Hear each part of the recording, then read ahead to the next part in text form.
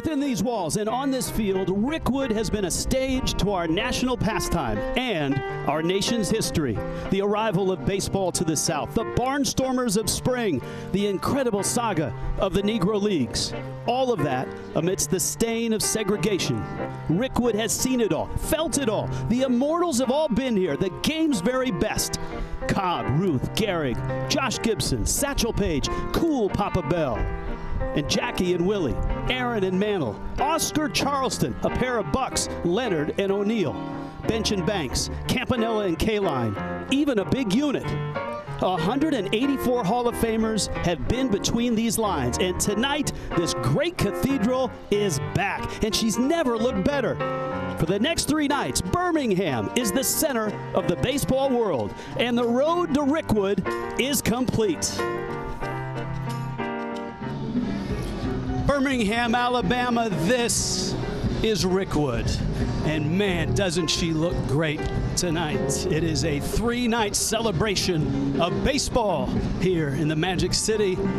And we get a chance to start it off. Hi, everybody. I'm Rich Waltz, along with the great Roy Wood Jr. Chris Young is here as well. We've got a AA game here, affiliate of the White Sox and the Rays. But there's so much to talk about, so many places to go. My first visit to Rickwood, but these guys, they've been here before. Really, take a look at this. Chris Young was a Baron back in the day, spent a season here in Birmingham and played in a throwback game on this field. And Roy, you were a high school player, weren't you? Seasons here, and as you can see, I didn't play much because I still have my watch on. Oh man, this is going to be a lot of fun. Look, see why when we stepped on the field, there's something magic about this place. A lot like Fenway or Yankee Stadium. Yeah, it feels like I'm walking onto Fenway. If I had the opportunity to walk on Comiskey, I'm sure this is what it would have felt like. And I feel like every player that I talked to today, every manager that I talked to today, they feel the history, almost like you feel the ghost of the legends here on the field, and you understand the importance of what Rickwood Field is. So I'm happy to be here. You grew up in this city. You grew up around this ballpark. Did you ever think that Major League Baseball, of course, Thursday night, you got the Giants and the Cardinals, would be here? We never would have thought that this would have happened here in the city of Birmingham. This is the oldest professional park in the country. So to be able to see that be acknowledged on a larger scale, while at the same time being able to take a moment this week and pay tribute to the men and some women at the time who came through this field. We're talking about Hall of Famers that took the field here. So to be able to take a minute, slow down, and say thank you to them and just pay tribute to them, it's a beautiful thing. And I'm excited to be here with you all tonight and do what I did in high school. Not be on the field playing baseball and just watch other people who better than me. A lot of Negro Leaguers are here tonight. They actually were in the clubhouse talking to the 2 teams here, the AA affiliate of both the White Sox and the Rays. Speaking of the Rays, they are the Montgomery Biscuits. They'll be the Gray Sox tonight. They have a terrific player. If you haven't seen this guy, Chandler Simpson is a throwback guy. Look at his numbers. He's leading the league in hitting. He's by far leading the league in stolen bases. This is old-time baseball. Yeah, this is that old-school Vince Coleman, Willie McGee, Ricky Henderson, if you will, where he gets on. You know he's going, and there's nothing you can do. He can turn a button to a double. It's just electric to watch him. If you could take a style of play from the Negro Leagues and put it into a person, it would be Chandler Simpson. He would be the type of player that a Negro League team would have, a guy who can put the bat on the ball, put it in play, and the magic happens once he gets on base. He creates absolute havoc. He's so fun to watch. I'm excited to see him do his thing tonight. He has 1 home run inside the park. Of course. Absolutely. This starts a 3-night celebration of baseball here in Birmingham. Rickwood Field. We've got the Black Barons of Birmingham, the Gray Sox of Montgomery. First pitch and a whole lot more is right around the bend.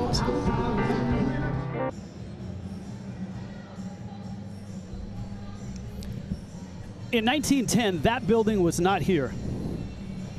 This building was here. The very first year of Rickwood Field was 1910. It's 114 years old. Cost them $75,000 to build this. Let's dive into some lineups. The Gray Sox, or the Biscuits, if you will, of Montgomery. Speed at the top, Chandler Simpson, one of the top prospects in all of baseball. The shortstop, Carson Williams. Bob Seymour, Dominic Keegan, Nick Schnell. Kenny Piper's in the 6th spot. He's the DH. Tanner Murray's at third base. Drew Baker's in left. and Jalen Battles is at second base. We go back up to the top of the order. Chandler Simpson, moments ago, our Roy Wood Jr. caught up with him.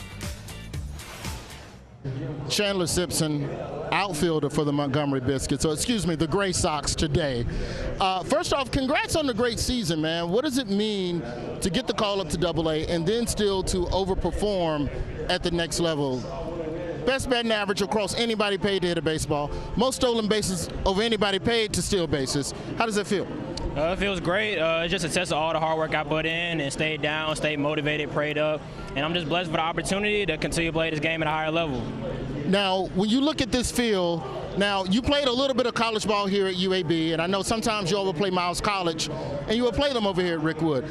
Compare the field now to what it was then when you were playing a little bit at UAB before you transferred over to Georgia Tech. Oh yeah, it's like black and white, night and day. They redid the field up. They invested a lot of money into this, and they made it look nice for the events this week.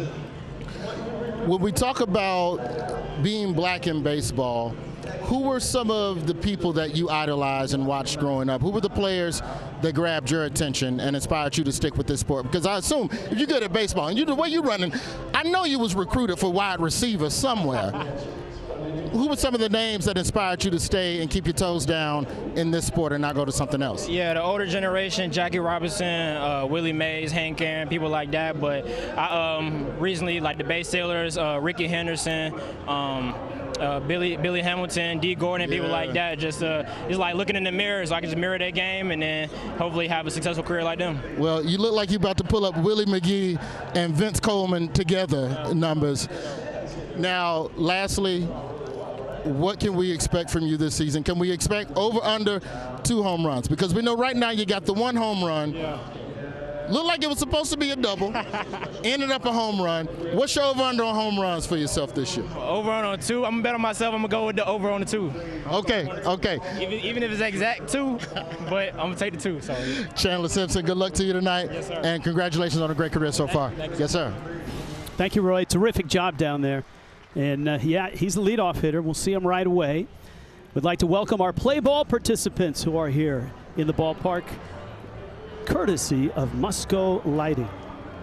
Rickwood Field, this entire community, see why, from the hotel to the downtown to the neighborhoods, Rickwood Field signs up. This community has really embraced this event, and there's a lot of excitement for these next 3 nights. Yeah, the entire community has been extremely amped up for this entire week leading up. Even my Uber driver heading up to the yard today, he gave me a full history of Birmingham, showed me all the best restaurants to go to, told me how the city was excited about this event, and you know, this Double-A game tonight is really kicking it off. Yeah, see those dugouts, those are Major League dugouts. Major League Baseball's worked on this field tirelessly over the last 8 to 10 months. And here we go.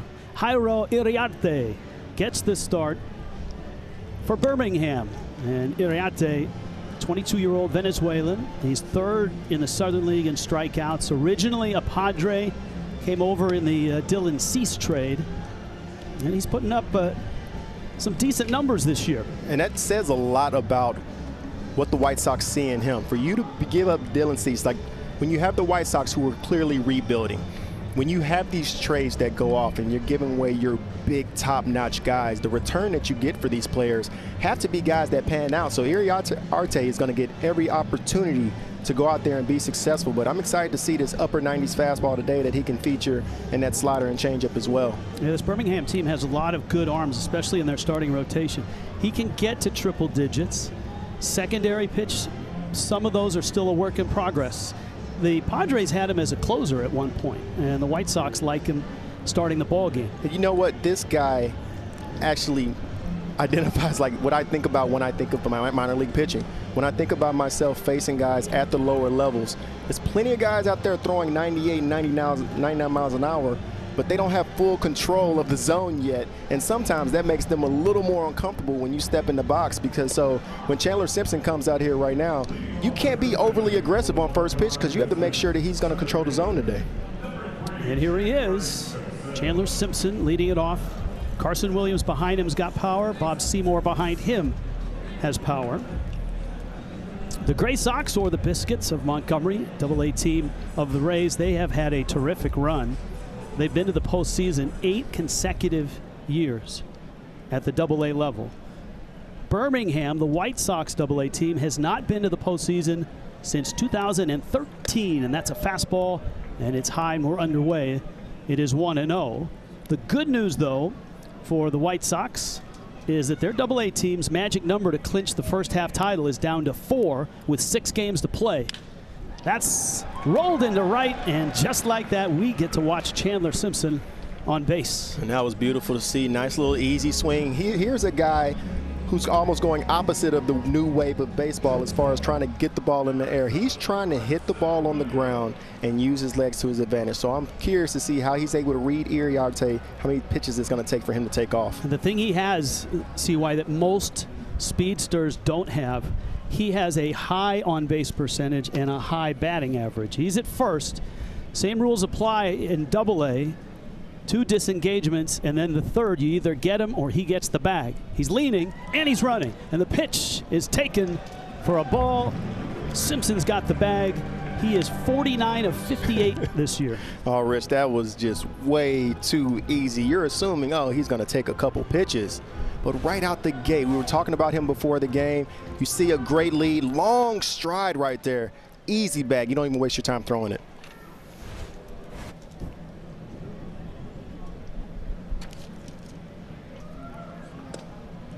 Now Carson Williams at the plate, and he'll take a strike.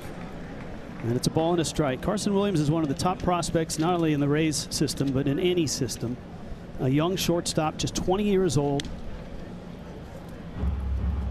Out of Torrey Pines High School in the San Diego area. First-round pick.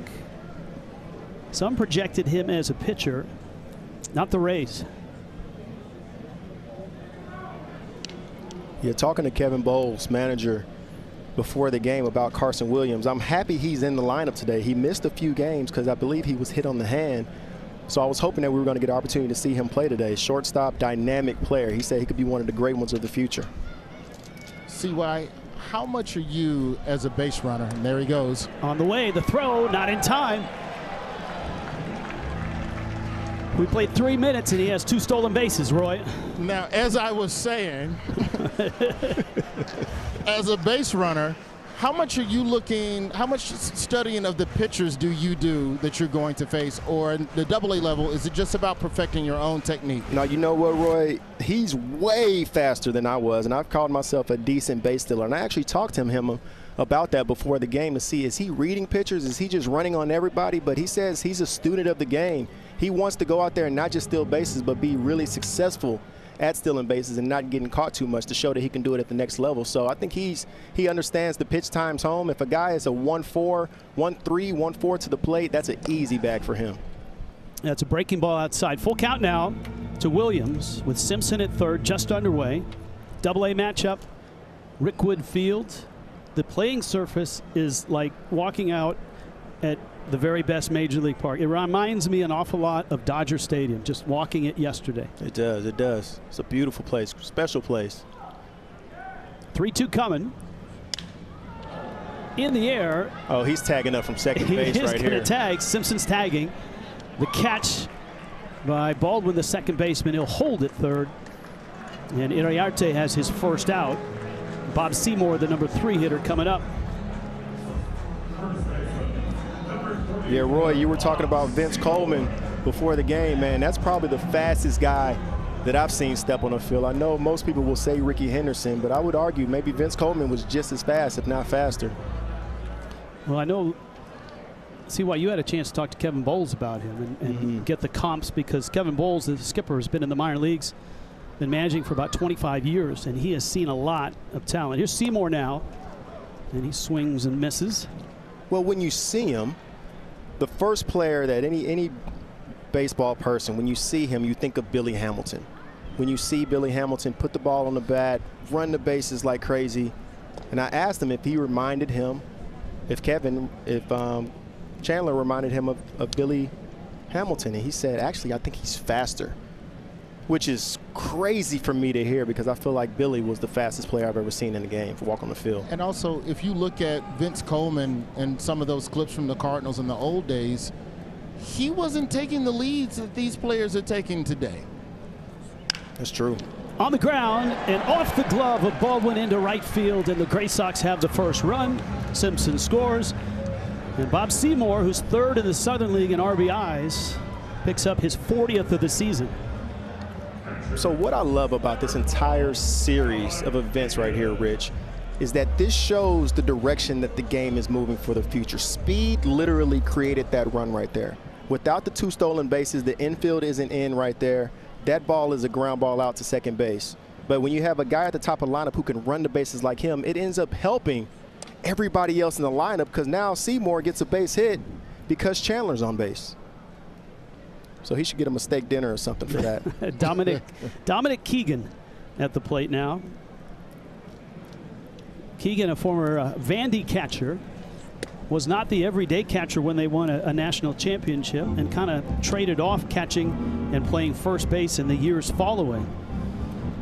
And the Rays will have Keegan catch.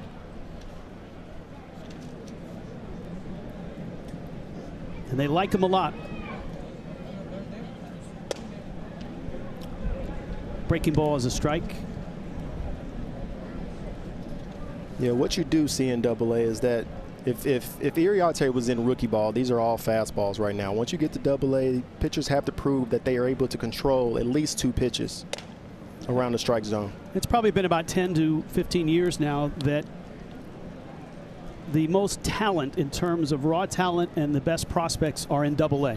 I think AA is the most competitive level in the big leagues. You have a lot of young prospects who are knocking on the door, moving up through the rankings fast.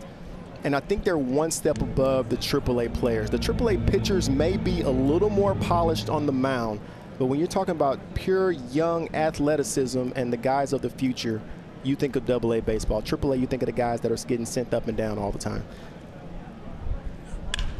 That one's drilled to center field. Jacob Burke is after it, and it's over his head and off the wall. Big Bob Seymour's lumbering into third. That's as far as he'll get. And Dominic Keegan jumped all over that. And Montgomery is set up at second and third with 1 out. The wind is kind of breezing in from center field. Yeah, another breaking ball right there. Keegan doing a great job driving that ball. And then Jacob Burke in center field, not showing him a lot of respect on the power. Was playing him a little shallow right there and got burned in center field. But I admire a center fielder who plays shallow. I admire taking that challenge. If you were to grade the uniform so far, the Montgomery Gray Sox looks great. The Black Barons of Birmingham and Roy Wood Jr.'s outfit. Tonight? I'm going Roy all the way. I'm going Roy all day, man. Roy had multiple fits that he was able to share with the entire group. That's how you know he's a true fashionista, is that he's able to have multiple options. So he may do a wardrobe change around the 3rd or 4th inning if we don't watch ourselves. Schnell into right field. That's a hit. Seymour will score. Keegan will stop at third. And Jairo Iriarte is getting knocked around here in the first in Birmingham. Schnell's having one of his best minor league seasons right now. I think the most important thing to point out about these throwback unis for both the Barons and the Biscuits is that they are not wool as what they formerly were in the Negro League days. Hey, Roy, I played in this game in 2005. You don't even have to go all the way back to Negro League days. I played in this game in 2005. We had the real deal wool. So I'm a little jealous that they're giving these guys this breathable, nice breathable fabric and this beautiful baseball field. You should have played sick. You should have told your skipper that you had a stomach virus. And it wasn't a cloud cover the day I was playing. I promise you that. Yeah, you're right. I mean, 3 days ago it was a lot hotter here. On a hop, Jacob Gonzalez flips. Brooks Baldwin turns, and Iriarte gets a double play to get out of the first. Montgomery on the board. We're underway at Rickwood. Back at Rickwood, and here come the Black Barons. Birmingham's lineup, they're 39 and 24. Terrell Tatum can run as well, top of the order. Jacob Gonzalez sits short. Brooks Baldwin at second. Edgar Quero is a slugging catcher. Tim Elko, player of the month in the Southern League at first. You got Varys, Burke, Womack, and Matthews. And Cole Wilcox gets the ball for the Gray Sox. He throws a strike.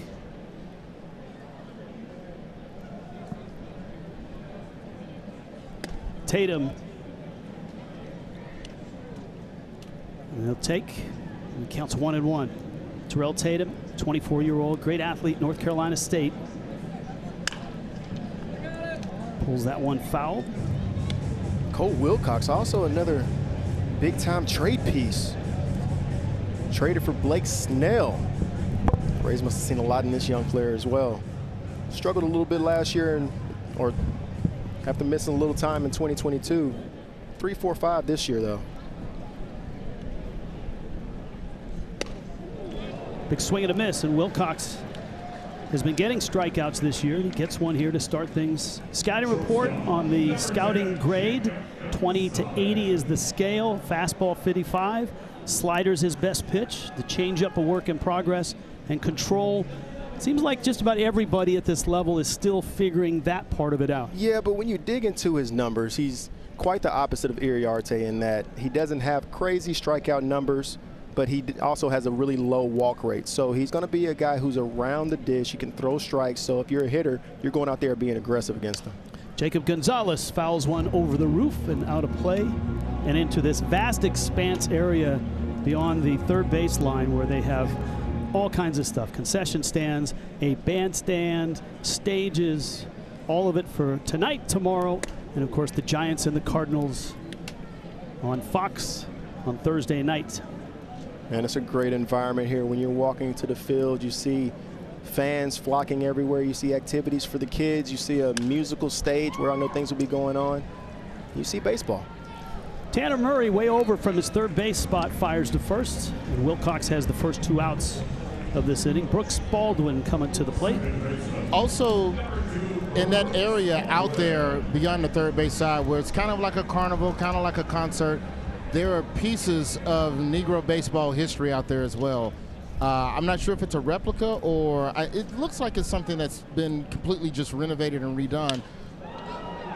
Baldwin after the first pitch, and Schnell is under it and makes the catch. That's a quick 1-2-3 inning for Cole Wilcox. The Gray Sox a 2-0 lead. To the second we go. Welcome back to Rickwood Field. We take a closer look at the history of baseball in Birmingham, presented by Nationwide. Notable Hall of Famers to play at Rickwood Field prior to 1964. I mean, look, there are so many names. 184 Hall of Famers have played on this field. 44 Negro League Hall of Famers have played on this field. And a good number of those guys are natives of this state. Obviously, Willie Mays will be celebrated on Thursday night. He was a Black Baron at the age of 17. Yeah, you see so many legends right here who were able to step foot on this exact same field, just like we were talking about in the open, Rich. When you think about the history of this field and how long it's been here, you have the amazing Negro League players that played here, but then you have Babe Ruth who played here. You have so many legends. I mean, the list literally goes on and on and on. Bob Gibson, Josh Gibson, but then Tom Glavine. Yeah. It's so many legends that have stepped foot and that Rickwood has been a part of their lives at some point. As a baseball player, you come up through the minor leagues, you play in all these different cities, but for everybody to have the opportunity to all come to Rickwood Field on their way up, it's amazing. And there's different waves, right? The Barnstormers that came with their teams out of spring training, guys like Gehrig and Walter Johnson and Babe Ruth and Ty Cobb and all that. And then teams as well. Liner and into left center. That's a nice hit. Good swing. Keep going. And it's Tanner Murray on his way to second. That's Murray. You gotta go. You gotta go. A double to lead it off in the second. Tanner Murray out of UC Davis has had a really good start to his season here in Double-A. I mean, the list, come on, the list is still going on right now. I know. We're all. But look, I mean, so like Johnny Bench, the Robinsons, Frank and Brooks, Kaline, Killebrew, Banks, Yastrzemski, all the guys from that era of Clemente, DiMaggio, Mantle. The last 2 Hall of Famers to play here, Randy Johnson. Okay. And there's one other. Larry Walker. Larry Walker. There he is. I mean, that tells the Good story timing. of Rickwood, though, from how long this field has been here. You're going back to 1910. Then you're bringing in the Birmingham Black Barons and the Birmingham Barons. And then you're seeing integration happen right here in this field. You see this stadium that's segregated when it starts, and then you see it transform into a game where you have everybody sitting together, all surrounding the fact that baseball is what brought everybody together. I mean, that's a beautiful thing, and it all happened here at Rickwood Field. Now, I need to ask you boys upstairs if anywhere in those recounts of some of those Hall of Famers, is Roywood Junior Ramsey High School anywhere on that sheet? I was looking at it. I batted 102. You know what? I think it was in alphabetical order, and we didn't get to the W's yet. Double check your paperwork, CY. Between innings, double check your paperwork. Because I wasn't on there either, and I'm a Y. All right. So I'm looking at. Well, we're not asking about you right now. I'm asking about myself, respectfully, CY. And but the W is before the Y. I'm looking at Dick Williams and Earl Weaver. Okay, no Wood Jr. Not yet. Junior, okay. Ted All Williams. Right. There's Ted Williams. Okay. Onus Wagner. Onus Wagner as well. Drew Baker's up, and it's a little roller up the middle, out into center, holding at third. Nice job by the shortstop Gonzalez to get on the ball. Roy, why are you wearing the watch? What kind of watch is that? Listen, it was the first year of Timex Indiglo, okay? And that was, I think that picture is junior year, 1995. And somewhere around there, if you had a Timex that glowed in the dark, that was the Apple Watch of the era. No, I think that's the calculator watch. You remember the calculator watch, Okay, Roy? now you're being insulting. Jalen Paddles at the plate. Runners at the corners. It's not been a great start for Iro Iriarte. I'm still on Roy with the blue blockers. Oh, my gosh. Yeah, pull it one more time. Come on. Now, here's what we're referencing. Oh, my goodness. That watch is a quality watch, and I was timing the pitcher's time to the plate or something.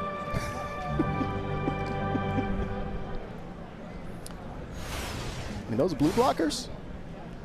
Those were fake Oakleys purchased at a gas station on the west side of Birmingham. It's the best I could do on my Subway sandwich salary. I love it. I love it. Got him. Battles gets hit, and now the bags are loaded, and Iriarte has been all over the place. And that's what I was saying about him earlier. When we were talking about him in the first inning, you have a guy who throws absolute cheese, but he's still trying to find his zone. But you see what the White Sox see in him. When you have the velo, you can't teach the stuff. You can't teach the skill set of having the ability to go out there and throw 98 miles an hour. So when you trade for a player like this, it's really on your inner development of your organization to go out there and try to help him hone it in, because if he can hone it in, this guy would be absolutely disgusting. All right, now we get to see Chandler Simpson in a bases loaded spot at the plate. And we've talked all about his speed. He's the fastest man in baseball, it feels like. He swiped 2 bags in the first inning. He's got 50 already in the season. But his batting average is in the upper 300s. His on-base percentage is about .420, and you just don't see players with this type of speed, with that type of plate discipline and batting average. And what's shocking to me, hits that one hard into right field, and that's a hit. Murray scores. Baker holds third, and Simpson is 2 for 2. what's shocking to me is how he's showing out tonight. After Roy disrespected him talking about his power, he said, you know what, I'll go 4 for 4 with 4 singles, and we'll count that as 4 bags, Roy. He's got something for you. I simply was attempting to motivate a young baseball player, and I don't think he took it as an insult, even though he is 2 for 2. And you're almost at a disadvantage when there's a runner ahead of him. That's right. He can't steal a base.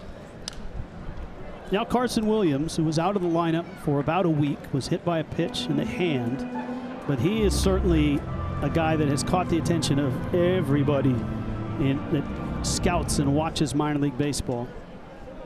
First round pick back in 21. He's just 20. And we talked about his offense. We haven't mentioned that he was a minor league Gold Glove winner. Yeah, last year, minor league Gold Glove winner. When talking to Kevin Bowles, he said this kid can do it all. He's one of those players to where you see him at shortstop, he can field it, he can pick it, he can throw it, and then he has that power combo to where he already has 10 home runs this year. That could project out to at least a 20-homer guy in the big league. So that's what they're hoping to get from him.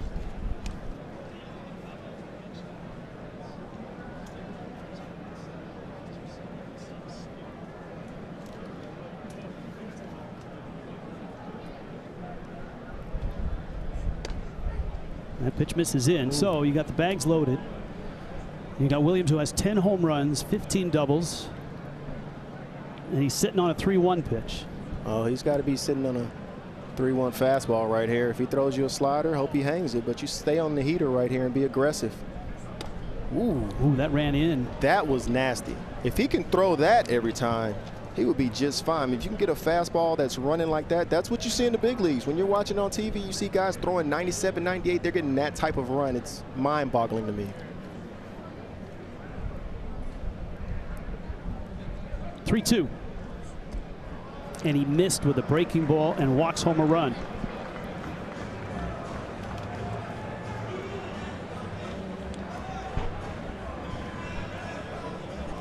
And Montgomery has built a 4-0 lead here. And what you do appreciate at this level, and I think it teaches you a lot about what you have in your system. Even if I'm the big league team, if I'm the White Sox, and I'm Sergio, the manager of the Birmingham Barons, Sergio Santos, this is where in the big leagues, maybe you're getting somebody up, maybe you're getting him out of the game before it gets out of hand because your main focus is about winning the game. You're not seeing too much movement. Guys are starting to get loose, but nobody's fully fired up right now. So this is where we learn what Iriarte is made of. In the minor leagues is where you go out there and you have the trial and error, because winning is not the most important thing. Development is the most important thing. So you get players who find themselves in a tough spot and see how they work themselves out. If you have bases loaded, no outs, let's see if he's able to lock it in right here and get a double play ball. Middle infield is back for the double play. Corners are even. And here's Seymour, lined a single back in the first to drive in a run. Has another, it's in and out of the glove of the first baseman, out at first on the force, and the run is going to score. The runner at first, I believe, is safe. The runner coming from home plate was out because they stepped on the bag after dropping the ball to get the force out. So I believe the runner at first is still alive. Moving all the way to third base is Simpson. Williams, and it was Baker who came across to score. And now the umpires, a trio of them, Elliot Melton, Jalen Goodman, and Trey Jester, will get together. There's a look at the manager of the Black Barons, Sergio Santos. All right, play along with me here, CY. Yeah, what I'm seeing is great base running right here from the runner at first. You see a line drive. Oh, but his hand is off the bag right there, so he should be out on the tag, and then the hitter should be out on touching first base. Yeah. It should be a double play unless they didn't see that his hand was off the base right there. From our angle, we didn't see that. We saw the runner scramble back to the bag. Now, when he tagged him, it also looked like he had the ball in his bare hand and may not have had it quite firmly in the glove. Oh, well, if that's the case, then here we go. All right. One more time. So he's safe. He needs to stay Hands there. off the bag. Does he tag him with the ball right there? Is the hand on it, though? There's the hand on. Why did he keep coming off the base? He kept letting it go. Hold on to that base for dear life. You did the right thing, diving back. Stay there. I think Williams wasn't sure what to do at that point. That was an absolute rocket right there. Now, you know, one of the things about the minor leagues, you have the umpires who are also developing and trying to climb up. That's a double play because of that tag that we didn't see initially. And they can't go to the tape, huh? No replay here in Double-A, my friend. You can send it up to the booth. We'll help you out. No replay here. But there's your double play right there. There's your double play. I know it cost you a couple runs.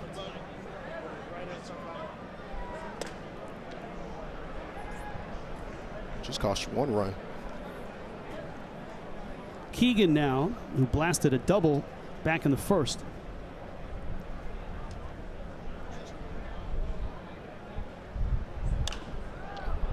high fly ball. Wind's pushing it towards the line. Terrell Tatum is there, and he makes the catch. That could have been a whole lot worse for the Black Barons. The Biscuits, the Gray Sox of Montgomery, swinging it and on top early.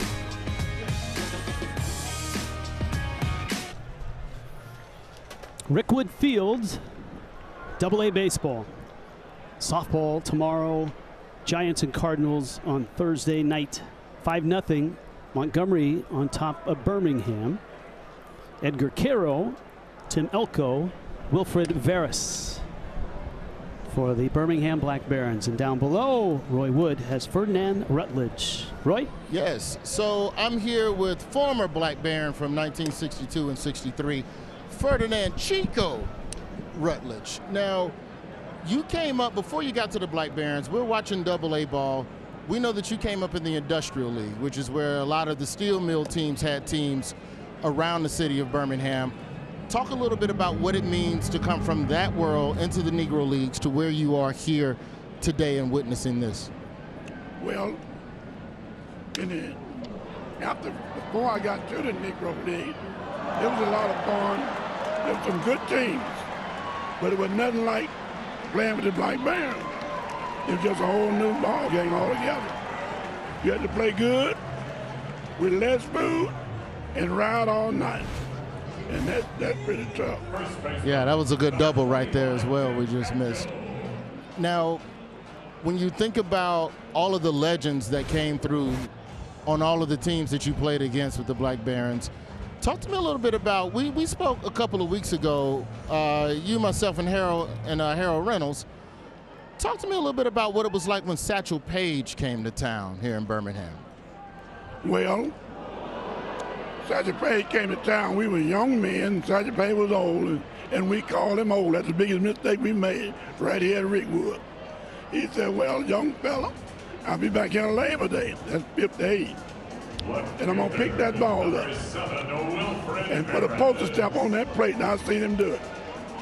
He threw sidearm, and we should have never called him old. That made him mad. I thought just an old man about my height coming through there and walking. He gave me a pair of shoes, because mine was about to walk. And I don't know what it is. I went into the army, and I know what Mama did with him. She had that shoe. Yeah. He had signed them and gave them to me. They fit. Because I had cut the spike down so low, somebody bunted the ball, and I come down to get it, and I failed. When I failed, he said, boy, let me see your spike, little fella. I fouled them all, because I don't want to get hung up around the dirt.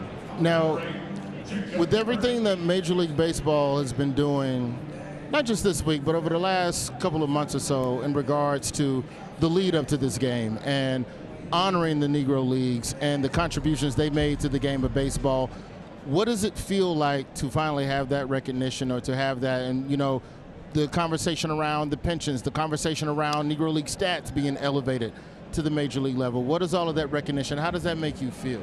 That make me feel real good, because I never thought this day would come. We were dead in the water until he come along and started this program, and we got hundreds and hundreds of baseball players already dead. Would love to see this day. And I happen to be one of them that's still alive. All of us is in the middle 80s and close to 90, and we are 70. So that's when I say, I never thought this day would come up and you'd ride me around and give me food. And we only had $3 a day to eat with. And some days we didn't have nothing if it rained. So wait, you only got the food money if it was a rain out, y'all didn't get, because y'all got paid off the door, off the tickets. Oh, Lord. Paid off what though? The folks up front. The money got to get to the back. Now you figure it out. It didn't ever get too much back than what we were. Oh, baby. Now, we were talking a couple of innings ago about the pavilion that's going on outside the game as well. And in addition to the concert and the kind of carnival and the food atmosphere, there's a lot of old Negro League memorabilia out there, including I'm not sure if is it a replica or is it a refurbished Black Barons team bus that you all sometimes used to sleep on. What is it like being outside and seeing some of the old memorabilia as well? Oh, that's beautiful. We never thought nobody do that much for us. We just walk in the ballpark, top of a low mound, and no backstop sometimes. Well, but we can make a living at with a crowd. That's what we hung out at. Yes, sir. Well, thank you, Ferdinand Rutledge. Great slice of history here at Rickwood.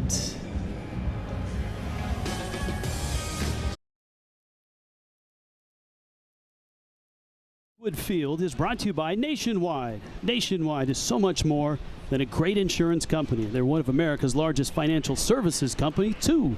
For your insurance and financial needs, Nationwide is on your side. Senior Vice President of Social Responsibility for Major League Baseball, April Brown, joins us now. Here we are at Rickwood with Montgomery up 5-0.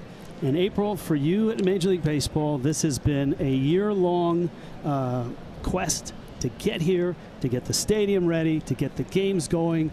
I'm sure when they threw the first pitch, a lot of you from New York office had a big, healthy sigh of satisfaction. Just a big smile and just so thrilled. We're just so thrilled to be here in Birmingham. It's been over a year and a half of trips coming back and forth, and this is the result of a lot of labor and a lot of love. Let us know what really surrounds this event. What all is being given into the community outside of what's going on right here on the field right now? Absolutely. So when we have these unique opportunities come into a community, we want to make sure that we leave a legacy. MLB Together is our social platform where we do the work off the field. So one of the things that we wanted to do, we spoke to key leaders in the community, we wanted to give back. So Major League Baseball, along with the Giants and the Cardinals, are investing in a project at the A.G. Gaston Boys and Girls Club, which is literally about 2 miles from here. And what was the reason for the A.G. Gaston, just for the people at home to kind of understand who A.G. was? A.G. Gaston was the first black millionaire right here in Birmingham. He was an incredible entrepreneur. He was also part of the civil rights movement. His A.G. Gaston Motel, which still exists and you can visit, is the motel that Dr. King sat and strategized in, and all of the civil rights leaders came, they stayed there, and they strategized how to fight for equality. There's so much of American history in this city, especially the civil rights movement and all the things that had to happen for the wheels to turn, and it is reflected in this ballpark as well.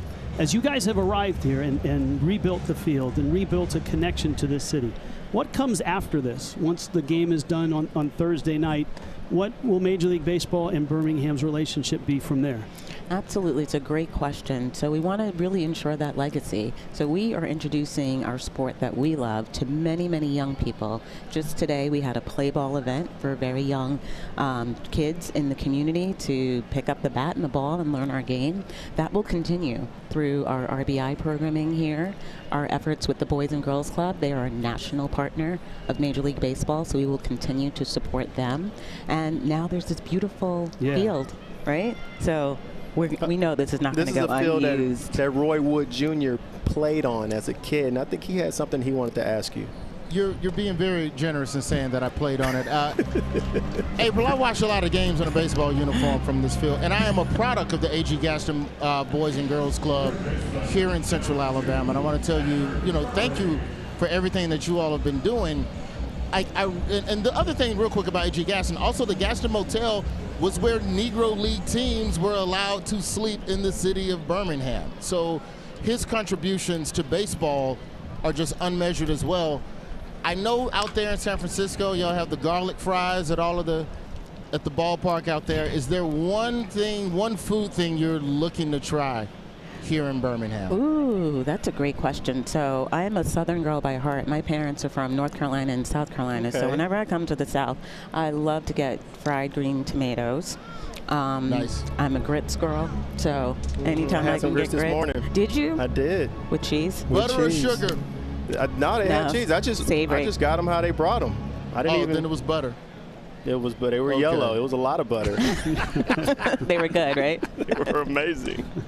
And that's a rather brief innings. April, congratulations on getting this going, and we really look forward to the softball game tomorrow and the Cardinals and the Giants on Thursday night. full week of just activities and a lot of fun. So everybody come out. Congratulations. Thank so you. far, and a job well done. The place is amazing. We're back to Rickwood after this.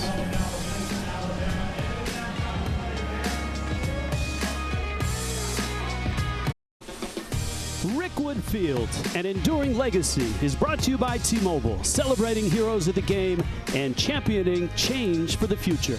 We are stronger together.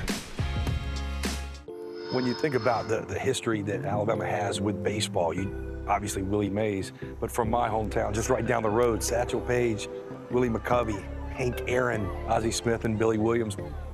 When you grow up in and around here, you certainly know of the rich baseball tradition, none greater than here in Rickwood Field in Birmingham.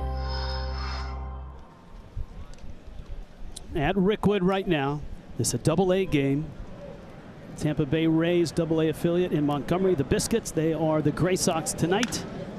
And shot into right field. Jason Matthews with the base hit for the Birmingham Black Barons. They're the AA team for the Chicago White Sox. Matthews in the 9 spot with a base hit here. Top of the order, Terrell Tatum, Jacob Gonzalez. That's Cole Wilcox on the mound. He's been sharp. He's given up just 2 hits. Was able to get out of that second inning with runners at scoring position at second and at third. Got a hard line drive out from Alsander Womack. And up to the top of the order, Tatum, great speed. He struck out back in the first.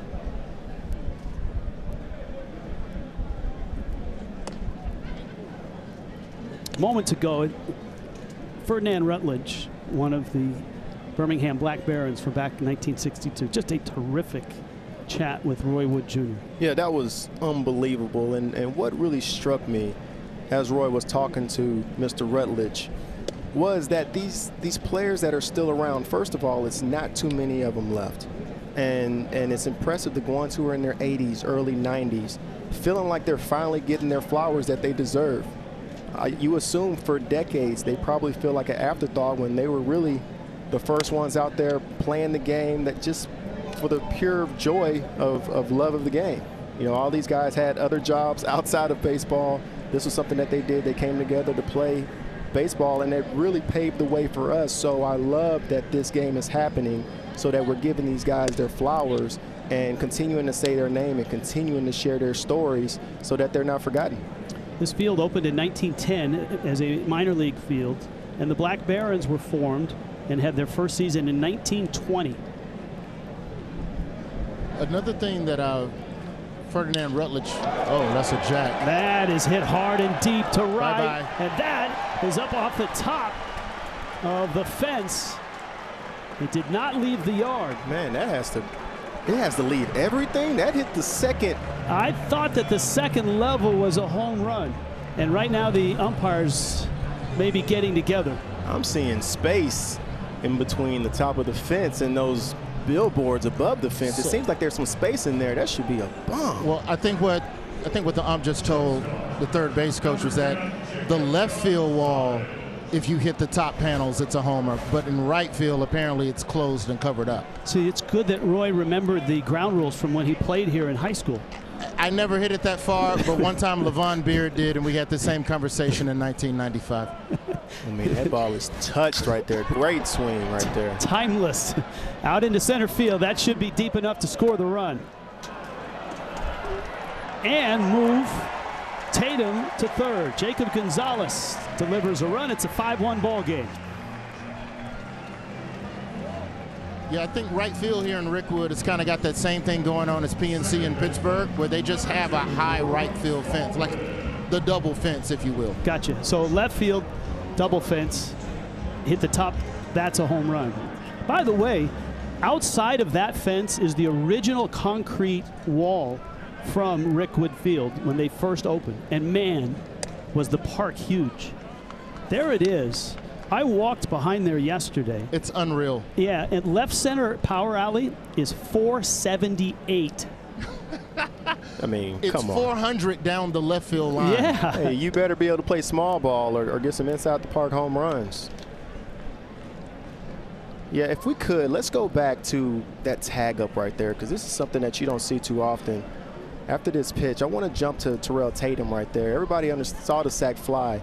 But to see him tag up from second base right here on a ball to center field, he takes off and he's running and he's watching the ball and he sees that it's offline and he literally outruns the ball. That is such head-up base running right there for him to be able to acknowledge that he was able to beat the throw right there. Because you take off, and if you see the ball on line, he's able to break it down and go back, but he saw he could run that ball out. That was very impressive by Terrell Tatum. And for the White Sox and the Black Barons, Tatum kind of similar, although not as accomplished as Simpson, in that he can really run at the top of the order. He's got 20 stolen bases, and Brooks Baldwin works a walk. That's going to bring up Caro, the Black Baron catcher, who doubled back in the second. When you see the type of players who are in the minor leagues, the guys who are going to get called up, you're seeing how teams are valuing the guys who can run bases again. We went through this era of, hey, if you didn't have power, you didn't really have much value in the major leagues. And now you're seeing players like Chandler, players like Tatum come and get the opportunity to play. And they show if we can get on base and we can steal bases and use our leg to our advantage, there is a place for us in the big leagues. And you have a full array of types of players that are going to be in the big leagues. We had a pitch clock violation. A strike has been given. Edgar Caro is up, and Caro takes in, and so that's going to even the count at 1 ball and 1 strike. This guy can really hit. He came over in a trade from the Angels. At one point, he was the number 3 prospect for the Angels. He's done nothing but hit since he's arrived with the White Sox organization. That's safe at first.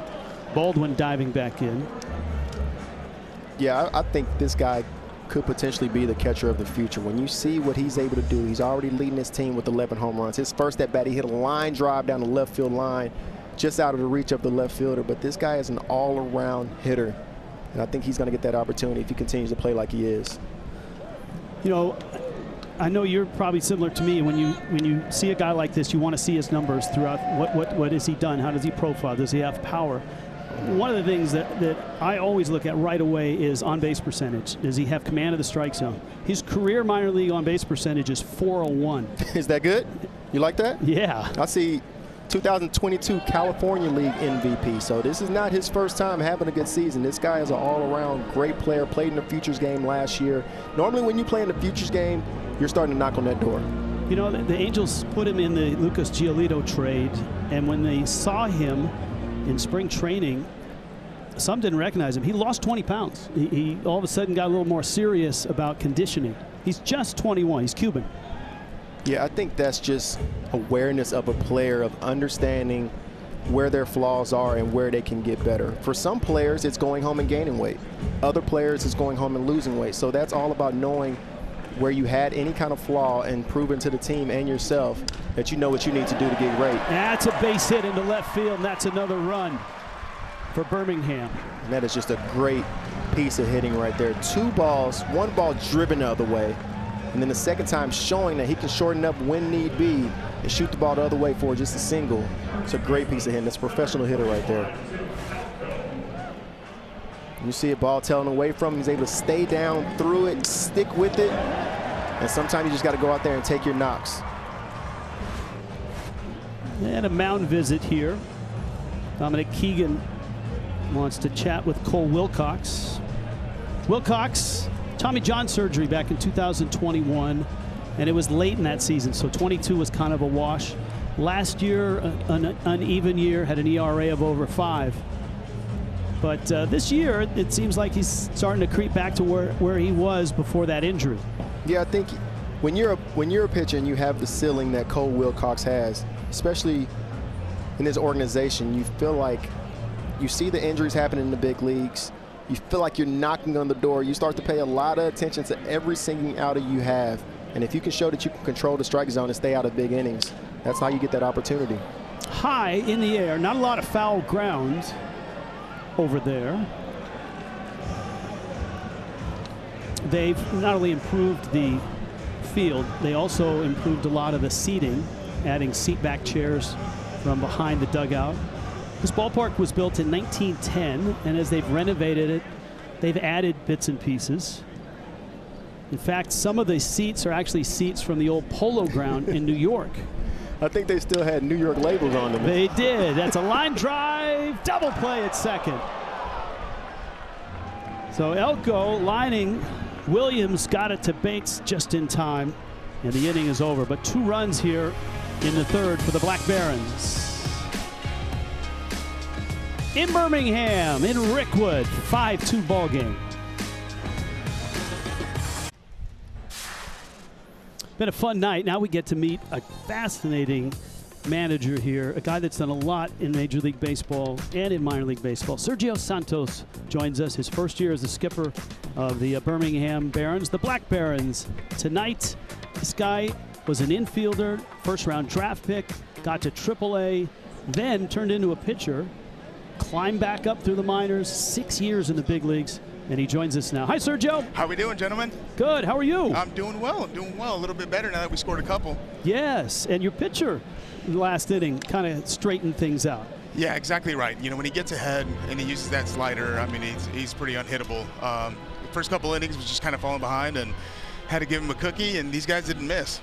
You're interesting because you can spend time with the hitters and the pitchers because you did them both at a very high level. Correct. That was one of the things that was most intriguing to me about becoming manager was, man, I can literally relate to every single guy in my dugout. You know, I lived the position player life for 8 years, and then, as you said, pitching for 6.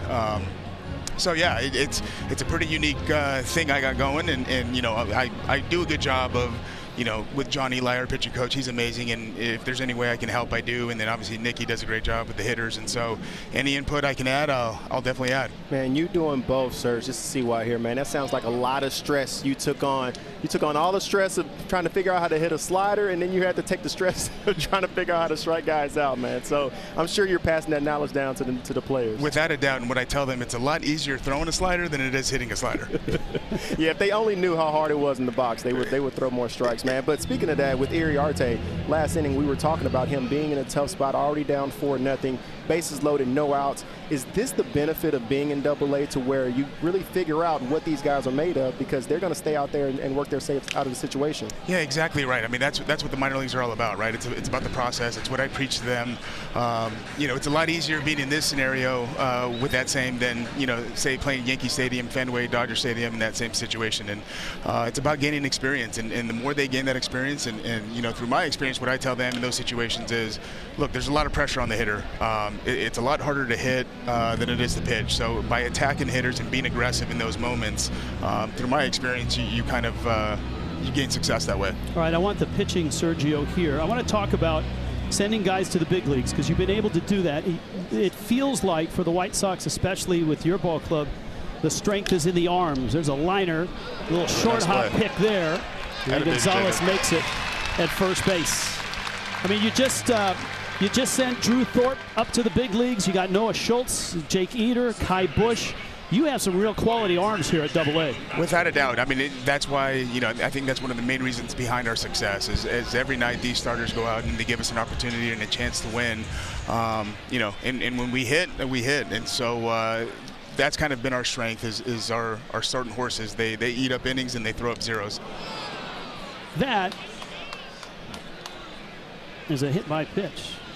Jalen Battles is going to head down to first base. Now, look, winning is also something that organizations value. It's been a while since Birmingham has been to the postseason with their AA club, but you guys have a chance here in this next week to get there and win the first half title.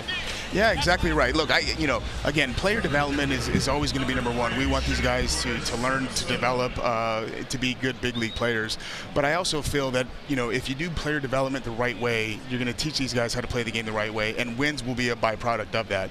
And so that's kind of what I preach to them is we're about development, but winning is also important, right? Like, you need to put yourself in positions to win. So when you get to the big leagues, you're used to it. You know what to expect. You can kind of handle the pressures. How do you handle the pressure of this guy at the plate with his speed, man? He's 2 for 2. He swiped a couple bags, and then squaring there kind of forced the hand on a wild pitch. Yeah, it must be nice to be that fast. I have no idea what that feels like, but yeah, no, he's one of those guys that, you know, we tell them don't give him a free pass. If he's going to get on base, let him earn it, let him get base hit. He's done that twice, so hopefully we can kind of keep him off the base pass now. Yeah, seeing him out there stealing bases. Also seeing Terrell Tatum right there tag up from second base, man. He's another guy who shows a lot of awareness when he's out there on the bases. Yeah, like I tell them all the time, you know, with speed and power, you know, those are some of the two things you can't really teach. If you've been blessed with it, then use it as an advantage. Ooh, yep. Must be nice. Yeah. God, I wonder what that feels like, huh? 3 for 3. Yep. I mean, put that in your back pocket right there. Without a doubt. Without a doubt. Come Yeah, on. he's a special player. You got to have the third baseman in on the dirt right there. You got to have him all the way in. Yeah, I don't know what we can do to stop that. You know what I mean? Hey, speaking of the expectations, and let's talk a little bit about just being at the AA level. You're pretty much knocking on the door at the big leagues, and I'm sure with that comes a lot of stress and anxiety from the players, always paying attention to who's getting hurt at the big league level, what's going on ahead of them. How are you able to keep them in the present moment? Yeah, I mean, that's my job, right, is to let them know, look, they're close, but they're not quite there yet. And, let's not throw the ball around. That they're close, right? So whenever I see them or I sense that they're getting ahead of themselves, I always get back to, hey, let's be where our feet are, right? Like, you know, we can't control who they're going to call up or what they're going to do. All you can control is how you play and how you prepare every day. And if you do that every single day, you're going to put yourself in a good position to get chosen. Man, I love hearing your message and hearing you talk. I can understand why you have such a great relationship with the players. Can you tell us a little bit? I know you're 3 years into managing now, but you have a history over at the Urban Youth Academy out in Compton. Can you tell us a little bit about what got you back into coaching off the field? Yeah, just kind of seeing the impact, right, that you can make. And you know, thinking back to all the mentors, coaches that had a huge impact in my career. And I'm just blessed that I'm able to do that to these players. And it's just the realization, like, you know, see why this game is so freaking difficult. And sometimes we beat ourselves up a little too much, and so I try to be that calming voice. You know, I try to be as understanding and patient as I can, but with also having high expectations, right? So I tell these guys, I want to treat you like a pro, but by that same token, I need you acting like a pro, where we're not looking for you to get in the weight room, we're not looking for you to get your prep work or, you know, ground balls or all this stuff. It's their careers, they have to do it. Ooh, nice play. Play at the plate, and he is out with the tag. And so Birmingham gets the out as Battles came home on the little squibber. Simpson ends up at third, and Carson Williams, the runner, at first. Well played. Yes, that was good. That was no PFP for these guys tomorrow. That's right. That's right. Hey, tell us a little bit about the experience of being in Birmingham. Tell us a little bit about the city and what your take has been, you know, living out here in Birmingham. Yeah, so, you know, a Southern California boy out here in the South, man. It's it's hot and humid, but no, it's really such a great place. And what I love most about it is such a historic town, right? Like, so many great things throughout history have happened in that city. And you know, like I told these guys in the very beginning of the season, like we can be the shining light of not only the White Sox, but of the city of Birmingham. That is hit to center. Burke has room and makes the catch. All right, Skip. Okay. Nicely done. Thank you, gentlemen. It was a pleasure talking to you guys. And good luck the rest of the week in trying to get to the postseason. 5-2, Montgomery. The Montgomery Gray Sox, or the Biscuits, with the lead right now. Kevin Bowles, his first season in the Rays organization, but he's had a really nice career in the minor leagues as a manager, and he joins us now after one is out, and his pitcher's looking good. Hi, Skip. How are you? Great. How you guys doing? Hey, I want to go back to about 4 or 5 hours ago when you guys arrived at the ballpark and some of the Negro League players and Bob Kendrick came into your locker room and talked to your players. What was that like? Special. I mean, this is sacred ground here. We're very lucky. We're very fortunate that been chosen to have this here and to be a part of this. It's special. And then to have the players come in, the love of the game that they have and that they want to pass on those, you know, the information and the stuff, the stories, and it's just terrific. Bowlesy, CY here, man. We crossed paths for a little bit back in 2016 for a rehab stint, and now here you are this weekend leading up to your 25th MILB game that you're managing. Congratulations ahead of time for an amazing career. You have impacted the next generation of baseball players single-handedly. Oh, thank you. But getting into minor league baseball, how much have you seen the game change over the years, or is it still the same game? No, it's changed. I mean, there's more, the players, it's a different type of talk that you have with these guys. There's a lot more analytics involved. There's a lot more science involved. I think the numbers have always been there, but the technology is now caught up to the game, and there's a lot of valuable information. And I'm just very lucky to be with the Tampa Bay Rays, and they have a blend of both. They, you know, again, with the analytics and the scouting that they do, but also they value experience, and I'm very fortunate to be a part of this. Is that the secret sauce? Because the Rays have been among, if not the best in Major League Baseball in drafting or signing or developing or identifying talent somewhere else and trading for them. That ball down the right field line is fading. That's a terrific sliding. No, he didn't hold it. Almost. Nick Schnell. Yeah, nice try there. Down that right field. Is that the secret sauce for them? What is it about the Rays that you've noticed, having been in all the different organizations you've been in? And I've been in part of some great organizations, but it's the people, the winners, the ones that have camaraderie. It's a message, leadership from top to bottom, and everybody's pulling in the same direction. I know that sounds cliche, but it's true. It's about the people, but it's also sharing the information. The one thing I've seen, the on-field and off-field personnel, there's a lot of sharing of the information, and they explain things to you. You may not be versed in certain things, but boy, they want to teach, and they teach the staff, and then we teach the players, and it's been a fun place to work. I'm honored to be here. I guess feeding off of that, when the message is coming from up top to what's being sent to the minor league players, what is the process of making sure when these guys get that call to the big leagues that they don't get caught up in the bright lights and they're ready to perform right away? Yeah, it's pretty much doing your job and making sure that you avoid the distractions because there's plenty of them out there, and it's a different animal with all the social media, all the cameras out there, camera phones. There's a lot going on and a lot of technology, and there's a lot of traps. But the character makeup of our guys, we have guys that are self-motivated. They're organized, they work hard, and they're on a mission to become big leaguers. This is something we did not plan, especially in the last inning. Have a manager on and then have his pitcher give up some hits and get guys on base. Yeah, I'm not enjoying this right now. You guys, come on. So let's get a double play. We want to talk about a couple guys at the top of your lineup, Chandler Simpson and Carson Williams. Simpson has just been dazzling tonight, and it seems like he's been dazzling all season for you. Yeah, I told CY, we just got him about, it's almost a month now, and he asked me, comparisons, and it's a Billy Hamilton type speed. It's a Terrence Gore getting up to top speed in 3 or 4 steps, and the difference with him is the frequency of contact. He has elite bat-to-ball skills, and they play. I mean, you just saw the bunt that he put down. It's a special tool set, and we're very excited to have him. I'm going to ask you the magic question, and I hope you have an answer for it, because you've sent a lot of guys to the big leagues. You've had Rizzo, you had Bogarts, Betts. What is it that separates a minor leaguer from a big leaguer? Well, makeup.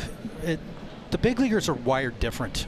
There's something that, again, they're able to eliminate the distractions, and they're able to they've led some great play. All right, I love this game. This is great. Oh my goodness. Hey, that a baby kid. So no, it's something that it's something where again, these guys are leading. And the major league players, they've led somewhere in the minor leagues, and they do a terrific job of that. And hopefully we've got some leaders here, and they can eventually get their way to the big leagues. All right, Skip. Kevin Bowles, thank you. Thanks, guys. Good luck the rest of the way. 5-2, Gray Sox. Welcome back. We're at Rickwood, AA matchup, Montgomery and Birmingham. Dominic Keegan at the plate. The Montgomery Biscuits, or for tonight, Gray Sox catcher, has doubled and flied out. 5 runs, 8 hits for Montgomery, 2 runs, 6 hits for Birmingham. Both pitchers have had nice moments. Both pitchers have had times where they've been knocked around a bit. And Jairo Iriarte into his 5th inning. Gave up 2 runs in the first, 3 in the third, struck out the side in that 3rd inning. Yeah, he's definitely found himself in some trouble, but he's wiggled his way out of it, man. That shows a lot about his character and his poise out there on the mound. He got out of that 4th with runners in scoring position.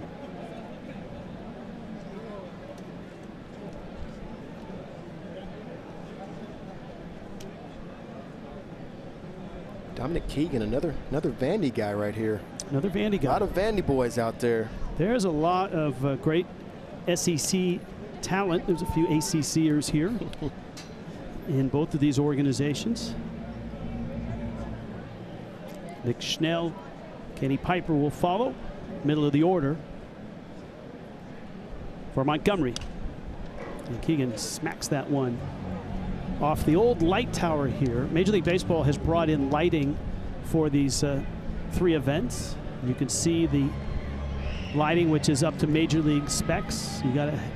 Every Major League ballpark has to have the highest of quality lights. You measure it. Minor leagues actually in the last few years has really upgraded their standards for lighting as well. Yeah, I must say, when you look at the playing surface here, this looks like a big league field.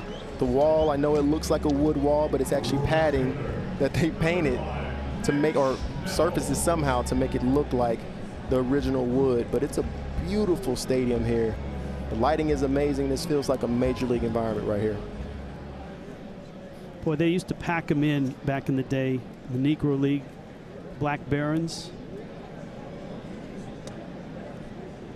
It was such a community event. Birmingham may have been the most segregated city in the South, and so for the Black Barons and their fans, the home games were a celebration. There was segregated seating in this ballpark until 1964. So if you came to a Barons game before then, black fans had to sit out in right field in a certain section. Schnell at the plate. Yeah, if you came to a Black Barons game, it was flipped. And, you know, the other thing about this facility, so much happened here. The SEC, there was SEC football here. Both Alabama and Auburn used it back from 1911 to 1927 for some of their football games. Schnell with the roller up the line, and that's an out. There were concerts here at Rickwood. There were movies here at Rickwood. This is where all the magic happened, right here. All the magic happened here. Way, way, way long ago. There's a great look. That looks like an old wooden fence. That's padding. That's up to Major League standard padding. Got to make sure the players are still out here being safe, but still giving the old feel. Well, talk about the throwback old school feel. There's a hard smash, sliding stop. Matthews whips it across in time. 1-2-3. Nice play by Jason Matthews at third for the Black Barons. 5-2 Montgomery.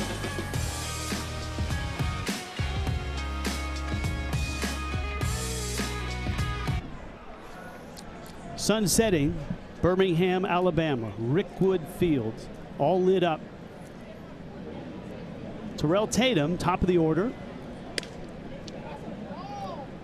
for the Birmingham Barons. Tatum doubled back in the third, struck out in the first. Cole Wilcox, the starter for Montgomery, has looked sharp. Last couple innings, though, the Barons have been able to get guys on base. They had 2 runs in the third. It was a sweet 6-4-3 double play in the fourth that kept them off the board. And here they are on the bottom of the fifth, halfway through. There is skin in this game. It's not just, hey, it's a double-A game. Both these teams, with 6 games left, are fighting for a first half title, and that puts you in the postseason. Montgomery even in their division. And Birmingham, their magic number to clinch is 4 with 6 games left.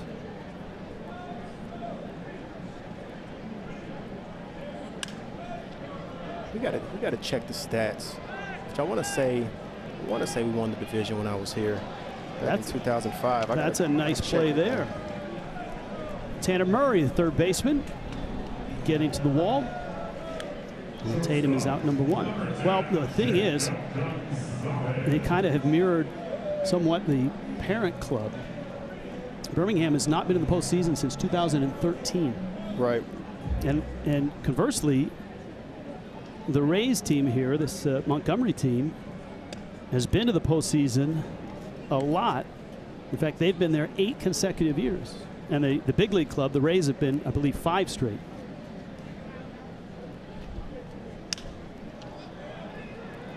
Shallow center, out goes Gonzalez, calling, catching.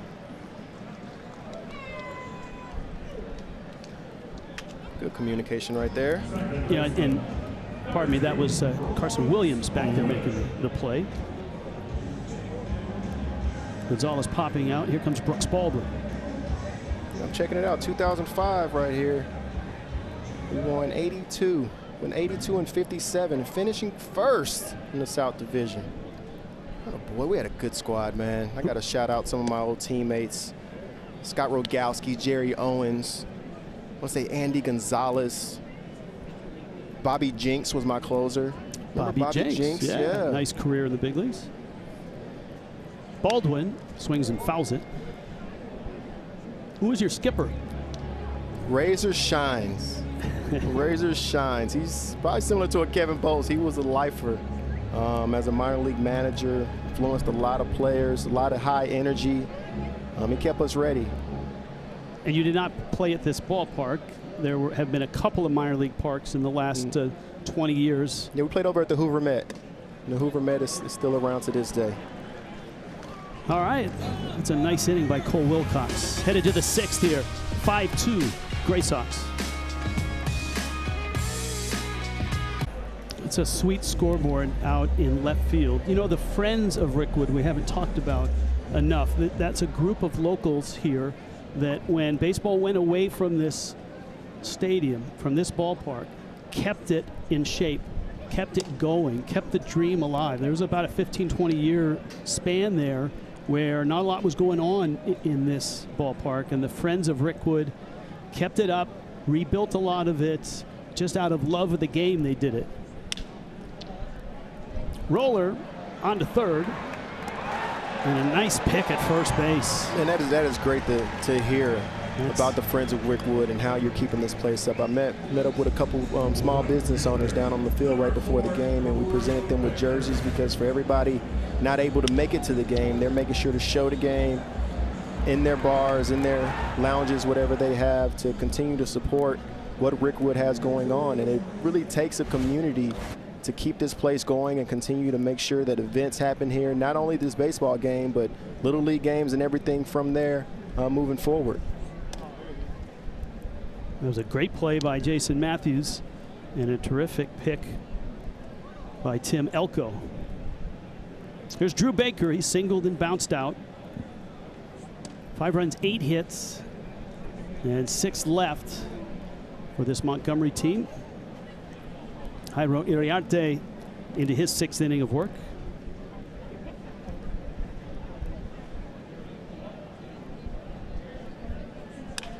Breaking ball pulled, easier play for Matthews on a cross. Nice job by Elko to keep the bag. And there's 2 quick outs. It's been impressive. Iriarte was not good in the first or the second. He was lucky to stay in the game. He gave up 5 runs. Since then, see why? You kind of see what they see in this kid. Yeah, I mean, you see it right out the gate. You understand the stuff. And as soon as he hones it in, he was a little erratic early, leaving his breaking ball right over the middle of the plate. But he's really honed it in these last few innings. And you see him putting up 3 zeros in a row, back to back to back. It's nice seeing him dotting that fastball. And now they look extremely off balance on the breaking ball once he proves he can throw the fastball for a strike. Jalen Battles has been hit by a pitch twice, a couple breaking balls. He takes a fastball for a strike there. Yeah, just like that fastball. That's not middle fastball. That is paint away, which opens up the plate for you to do whatever you want to do after that.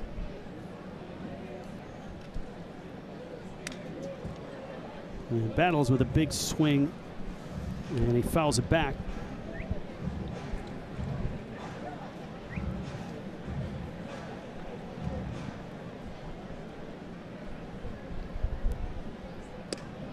Oh, that one backed up right on the inside corner. That's a 1-2-3 6th inning. This guy is really rolling now. He's set down 8 straight.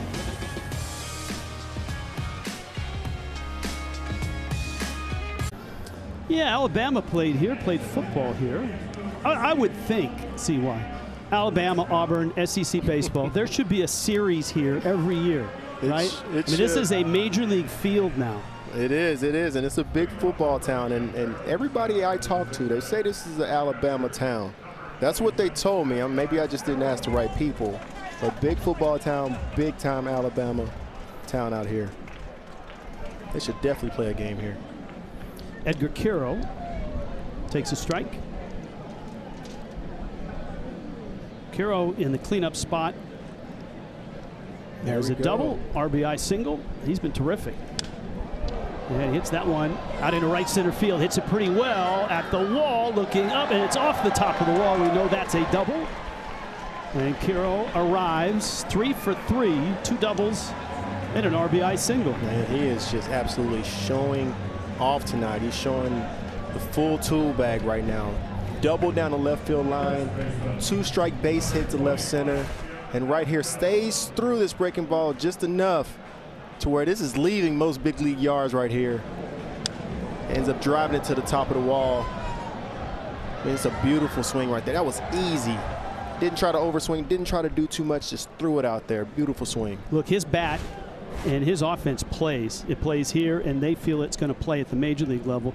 He's still refining himself as a catcher, as most 21-year-old catchers are doing. You know, blocking, good arm. The throw is good, but, you know, framing, blocking, receiving, pitch calling, all of that. This is Elko. He's lined into a double play and been hit by a pitch.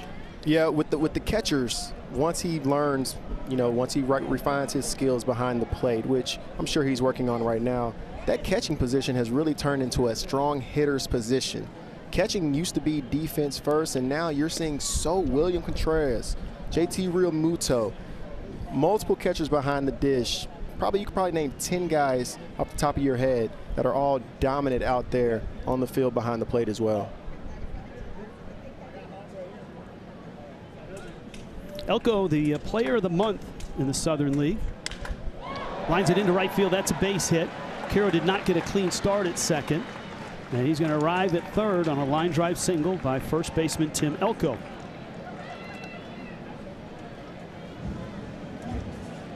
And I must say, we're not seeing a whole lot of swinging and missing today. We're seeing a lot of really good approaches from hitters. Seeing a lot of guys having the ability to drive the ball the other way, shorten up with 2 strikes, shoot the ball the other way when needed, when that's all the pitcher gives you. Good base running, good hitting.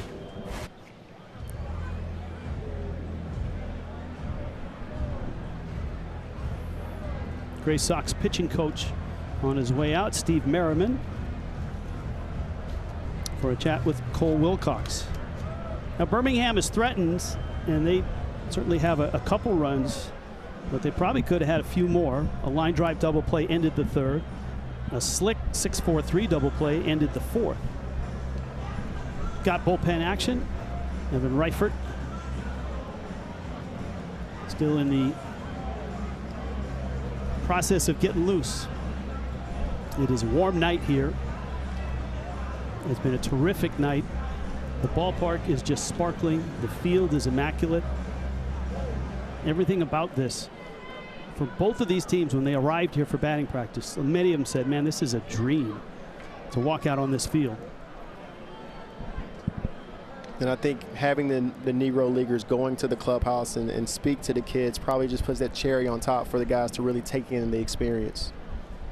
This is Wilfred Veras. And Veras takes a strike. He has bounced to third and bounced to short.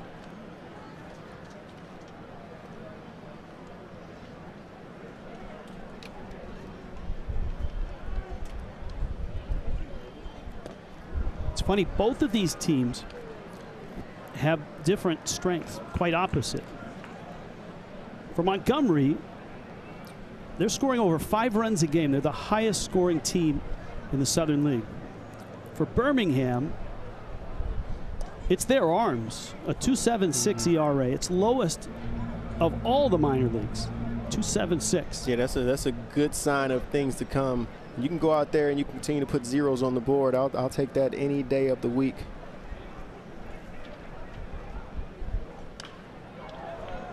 That one line foul. There's the comparison between the two. They're both in first place. They got a week left in the first half. They're both looking to clinch a postseason berth. And this is the first time they've met all year. In the Southern League, it's a 6-game series when teams come to play. This is like the Braves of last year versus the Guardians of a couple years ago. Yeah. I mean, a 6-game series, it saves on travel, which is better for players' health. There's less time on buses. They do fly when the distances leave over like 200, 250 miles. And that is a nasty, short little slider right there. But with the schedule, I love the schedule. Seeing when you pull up their schedule, they're off pretty much every Monday.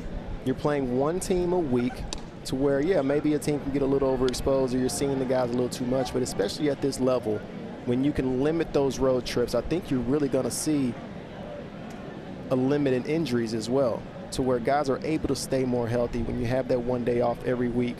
They understand their schedule and they know how to keep their bodies fresh, and that one day off really allows them to reset. Because I tell you, man, those bus rides, traveling from Birmingham, Alabama to Jacksonville, Florida for a 3-game series, you're talking, 14-hour bus rides. It's not good on the body. You got people laying, some people are laying on the floor, some people are laying in between the seats. Hurt hips, hurt backs. Jacob Burke fouled that back. Yeah, I've been there. And I'm not trying to complain because we've heard Negro League stories of guys sleeping on the bus. So we've come a very long way. So I can't imagine the experience of when you're playing in the Negro Leagues and you go to a city and you're not even allowed to stay in a hotel. So you're forced to stay in the bus, sleep in the bus. They said even bathe in the bus at times. So how much you have to love the game to go through all that to play. Thankfully, the minor leagues, especially over the last 3 or 4 years, the quality of the clubhouse, the food, the lodging, the travel, medical attention, all of that has improved. Yeah, absolutely. I love it. That on the backswing caught the catcher, Keegan. That's a strikeout of Burke. And Wilcox now needs one more out to get out of this 6th inning and do what he did in the 5th and in the 4th. Put runners on and then get out of the inning. Kevin Bowles coming out to get him right here. Kevin Bowles says, I've seen enough. Pair of strikeouts. Cole Wilcox on his way out with 2 outs in the 6th. And Montgomery up 5-2. Evan Reifert out of the bullpen, trying to get out of this inning. At the corners for Birmingham. Ball in the dirt. Runner coming home. Race for the plate. And he's out by a bunch. And that is how the inning ends. Nice work, Evan Reifert. One pitch, 1 out. And Montgomery holds on to a 5-2 lead. Night is falling on Birmingham. Rickwood Field. As we get into the later innings here. And Birmingham's going to go to their bullpen. Anthony Hupi Tuione Toa. A 1-0 record and a sparkling 0.89 ERA. Yeah, they brought in a guy who's the shutdown guy right here, huh? Tuione Noah will get Chandler Simpson, who they've not been able to get out all night.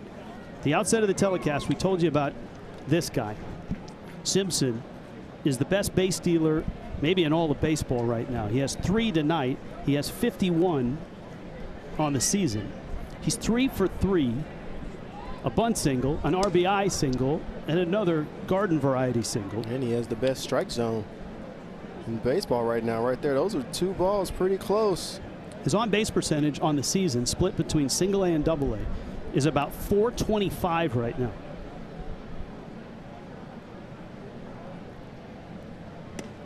He is not your typical speedster that doesn't have bat-to-ball skills. Right. And when you think of guys, when you think of smaller players or guys who are out there and their strongest trait is to be able to use their legs and run the bases. I never understood when you saw smaller players try to go out there and lift the ball over and over again and trying to hit the ball out of the yard or going out there trying to hit 10 home runs in a season. It's way more valuable for him to continue to stick to his game, hit the ball on the ground, because his speed plays at any level. I understand infielders in the big leagues are a little bit better. They're able to get rid of it quickly, but I haven't seen this type of speed in a very long time. It's a different level. He's 23. He started his college career at UAB, right down the road, then transferred to Georgia Tech. He was born and raised in Atlanta.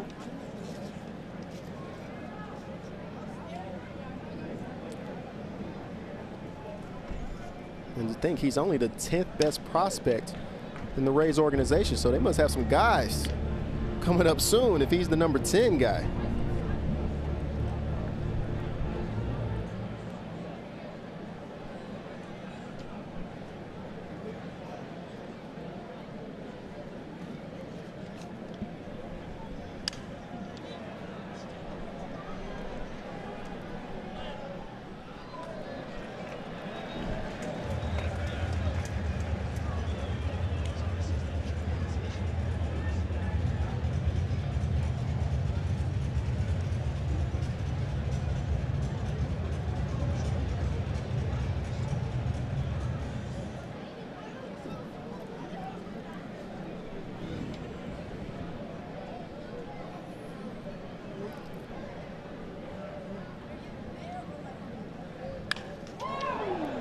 That one into center field, and it's caught. This is a celebration of baseball here in Birmingham. And of course, the Giants and the Cardinals will play on Thursday night. And it's with heavy heart that I read this statement issued by the San Francisco Giants. It's with great sadness that we announce that Giants legend, Hall of Famer, Willie Mays has passed away at the age of 93. And here we are in a celebration in a ballpark where he got his start as a 17-year-old playing for the Black Barons. He was 17 when he joined them. And they won the Negro League American League that year. Willie Mays has passed away.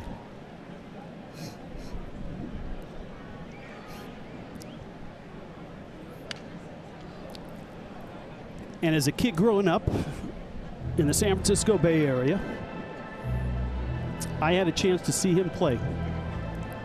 Later years, and then again see him around the Giants, see him around baseball.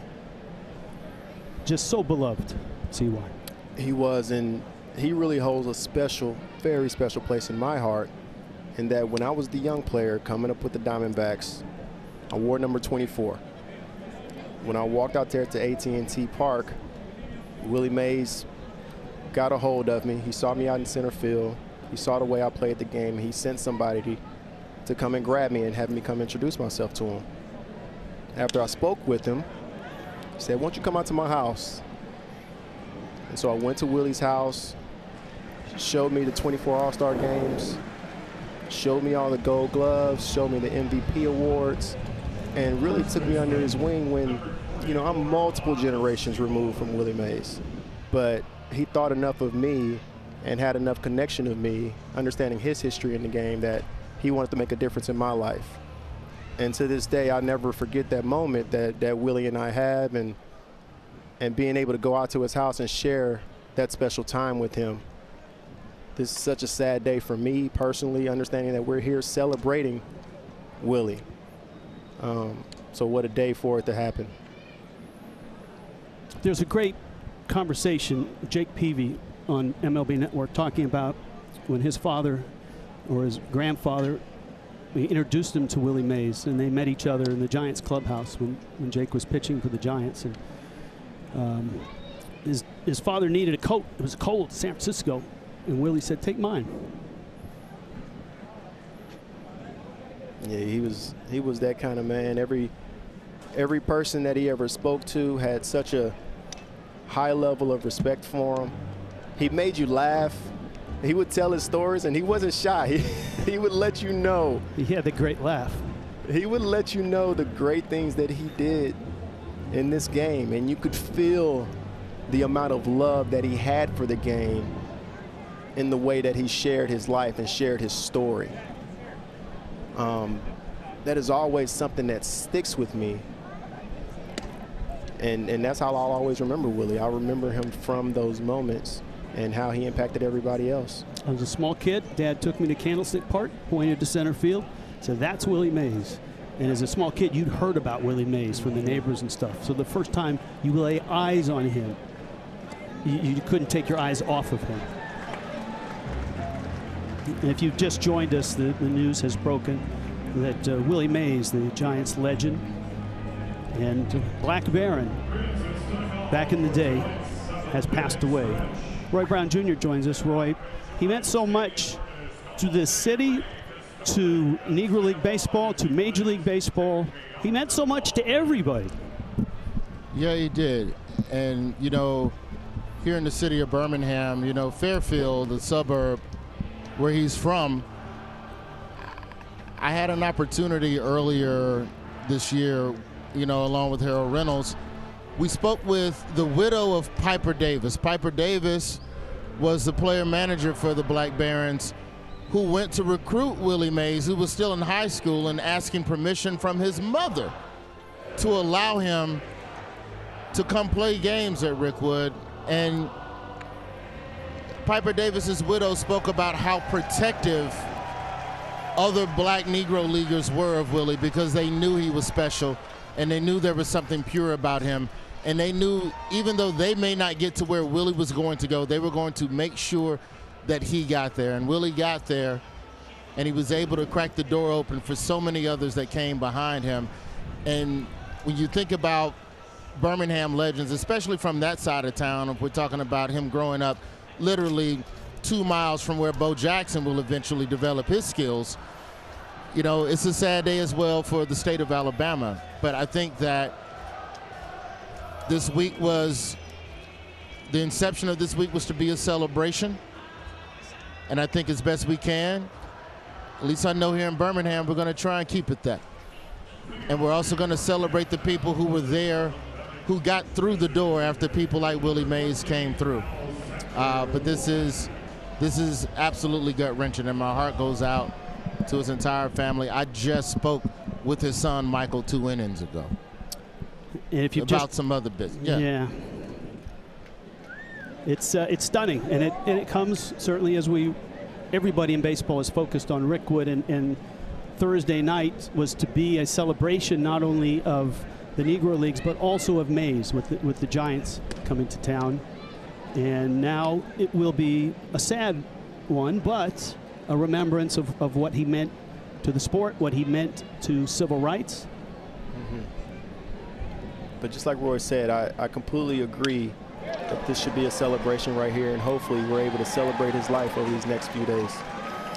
Willie Mays has passed away. He was 93. We remember the Say Hey Kid. Number 24 in your program, number 1 in your heart, Willie Mays. Say hey, say who, swinging at the plate, say hey, say who, say Willie, that Giants kid is great. Long before Willie Mays was a national icon, he was a 20-year-old baseball prodigy, debuting with the New York Giants. It was 1951, the golden age of baseball, and Mays wasn't your typical rookie. He had played professionally in the Negro Leagues since he was just 16 years old, and he brought that league's exciting brand of play with him to New York. Willie Mays gets a great ovation from the crowd. He runs the bases like a choo-choo train. He could do everything on the field: run, hit, catch, throw, and he did it all with style and flair. I felt that people pay their money to come to the ballpark. I must do something other than just catch the ball or hit a home run. He made casual basket catches to delight the fans, and famously wore a hat that was one size too small. That way, it's never going to stay on. Fans like to see you go back and pick up your hat. They like to see it come off your head. Willie Mays played like an overgrown kid having the time of his life. And when the press noticed his habit of forgetting names and simply yelling to get your attention, they gave him a nickname: the Say Hey Kid. Say Willie, what you gonna say? Hey! Willie Mays would win National League Rookie of the Year honors in 1951 and helped the Giants come from 13.5 down to catch the Brooklyn Dodgers, setting up one of the most famous moments in baseball history. One in which Mays, who was on deck at the time, had a front row seat for.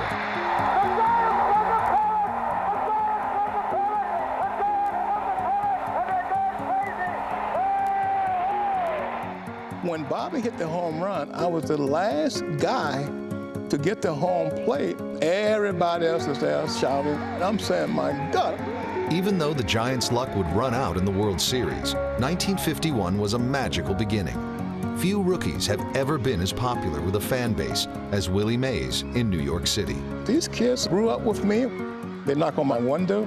I would go out, play stickball for about an hour, 2 hours, and then I buy everybody ice creams.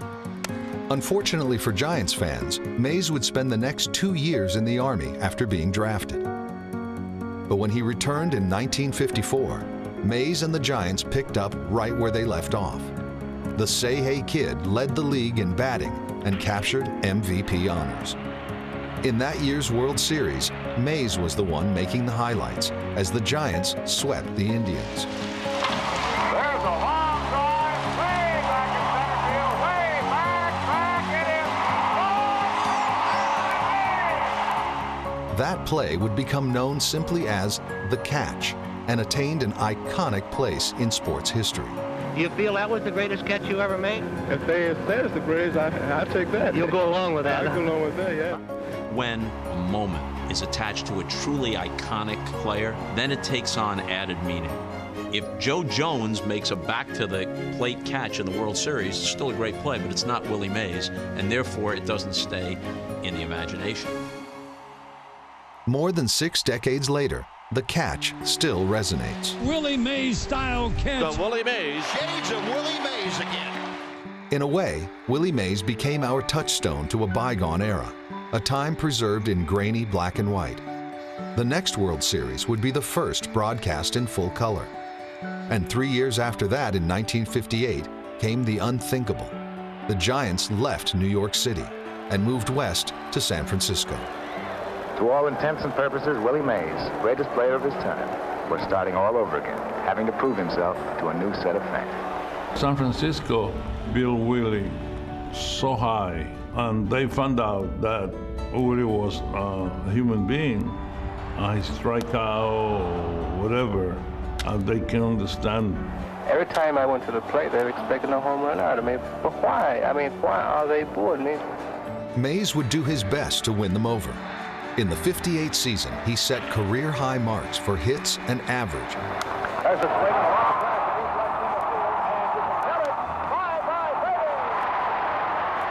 But to many in the Bay Area, he was still New York's superstar. And Mays' everyday excellence was lost on fans expecting legendary moments. I just went on and played my game. I kept my mouth closed. I never did say anything about anything, but you know, that's just where it was, you know, in those days, you know. On April 30th, 1961, Mays delivered his first iconic San Francisco moment. The 2-0 delivery, and Mays sends another one. It's going far up into the center field bleachers. Willie Mays has tied a record, 4 home runs in a game. 4 home runs. It's only maybe 8 or 9 guys have did that. But I'm so happy that I could be a member of a club like that it's not even funny. And then the next year, Willie Mays led San Francisco to the pennant, hitting a game-winning home run on the last day of the regular season to move the Giants into a first-place tie with the Dodgers. He followed that with a dominant performance in a 3-game tiebreaker series to send his club to the World Series. That was more fun to me than hitting 4 home runs. I would sit in my locker and just laugh. When we did win the pennant down in L.A., we came back home, and I would say just about all the people in San Francisco was at the airport. The Giants would eventually fall in heartbreaking fashion to the Yankees, losing Game 7 on the game's final play. But for Mays and San Francisco, the tide had turned, and the love affair would be lasting.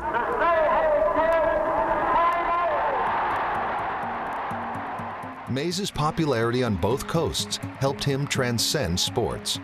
The Say Hey Kid was a media darling and a regular sight on popular TV shows of the era. Fans couldn't get enough of Willie Mays, and throughout the mid to late 60s, he continued to play brilliantly, winning another MVP award in 1965, and passing milestone after milestone on his way towards baseball immortality. Mays hits it into left field. Willie Mays has done it again. He has brought the baseball world to a standstill. For a while, it even looked like it would be Mays, not Aaron, who would pass Babe Ruth's all-time home run record. It's gone. It's a home run for 599 of Mays' career. But all those years of all-out play had begun to take their toll. And soon, even taking the field at times became difficult. As you become slower, you will... Don't use that word, Charlie. Less fast. What's that? All right. Okay, all right. Then, in May of 1972, with the Giants rebuilding, they shipped their aging superstar back to the city where it all began, trading Willie Mays to the Mets. Baseball fans in the eastern metropolis will tell you this is his hometown. Mays played sparingly in his 2 seasons in Queens, but did get another shot at the Fall Classic, as the Mets would make the World Series in 1973. It is down into the middle. It's going to be a base hit, and the Mets take the lead by a score of 7-6. That's Willie Mays. Singles through the middle. The Mets ultimately lost to the A's in 7 games, and that series would be the last time Willie Mays would ever play on a Major League Baseball field. At 42 years old, the Say Hey Kid would walk away from the game he loved. The game of baseball has been great to me. Something that I never feel that I would ever quit baseball. But as you know, it always comes a time for someone to get out. And I look at the kids over here, the way they are playing, and the way they are fighting for themselves, tells me one thing. Willie, say goodbye to America. Thank you very much. In 1979, Willie Mays was inducted into Cooperstown. The Say Hey Kid was a first ballot Hall of Famer and one of the most iconic players the game has ever seen. The Giants Say Hey Kid, Willie Mays. Over his 23-year career, Willie Mays won Rookie of the Year honors, 2 MVP awards, and amassed 3,293 hits. He hit 660 home runs to go along with his 24 All-Star selections and 12 Gold Glove awards. But in a sport that cherishes numbers, as extraordinary as his were, they somehow still seem inadequate when describing the brilliance of the Say Hey Kid. Baseball is just a wonderful game. Every time I went on the field, I enjoyed what I was doing. And I enjoyed throwing out people. I enjoyed hitting a home run. I gave everything I had.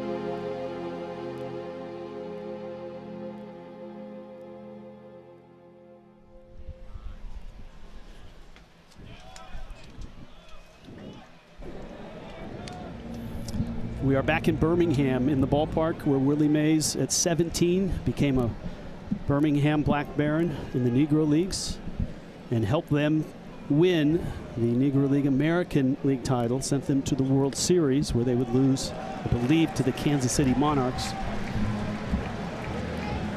Celebrating this great sport, this 3-night celebration here in Birmingham, a AA game with Birmingham and Montgomery tonight, the softball tomorrow, and of course the Giants and the Cardinals on Thursday night. That will be on Fox. Moments ago, Commissioner Rob Manfred issued this statement. All of Major League Baseball is mourning today as we are gathered at the very ballpark where a career and a legacy like no other began.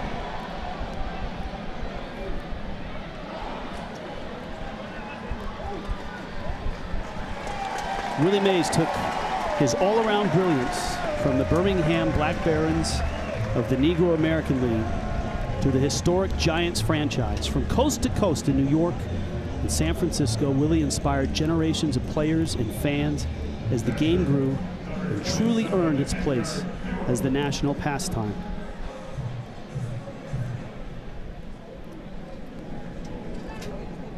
Thursday's game at historic Rickwood Field was designed to be a celebration of Willie Mays and his peers. With sadness in our hearts, it now will serve as a national remembrance of an American who will forever remain on the short list of the most impactful individuals our great game has ever known.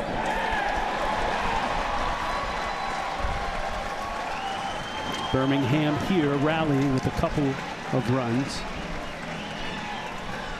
Chris, just watching that tribute, I'm reminded that in my neighborhood at 5, 6, 7 years old, when you got on base, you literally knocked your cap off.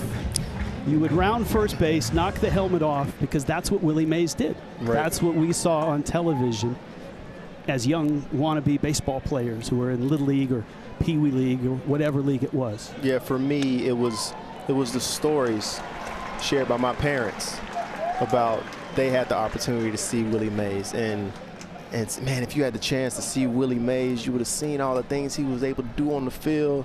There was no better player than Willie Mays to my family. And if you look at his numbers, obviously he's a great Hall of Famer. He was MVP a couple times, 12-time Gold Glover. I think he made 24 All-Star teams. You look at all his numbers, and like many in his era, he served in the Army a couple years. Mm-hmm. Yeah. He was in the armed services a couple seasons. With Willie, even when you watch the tribute that we had to him or hear the things that I'm sure people are going to be posting about and sharing stories of Willie, just like I have my own personal story with Willie, there's so many people that have a personal connection with Willie on how he impacted their baseball careers or their lives. So even aside from the numbers that he was able to put up, you're able to see how much of a character he was, how much he shared his life with the world, how much he shared his personality with anybody who came across him. He wasn't shy about it, and he really represented the game of baseball in a way that we all thrive to do. The Giants, maybe more so than any franchise in baseball, do the best job at cultivating and celebrating and keeping their legends in that organization. You go in to do a Giants game years ago, you could just walk over a couple of booths over and have a great chat with Willie McCovey. Mm-hmm. You could see Mays.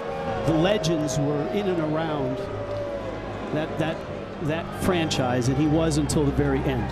Yeah, or you see him sitting right there behind the dugout. Yeah. Willie Mays has passed away at the age of 93. We're back to Birmingham after this.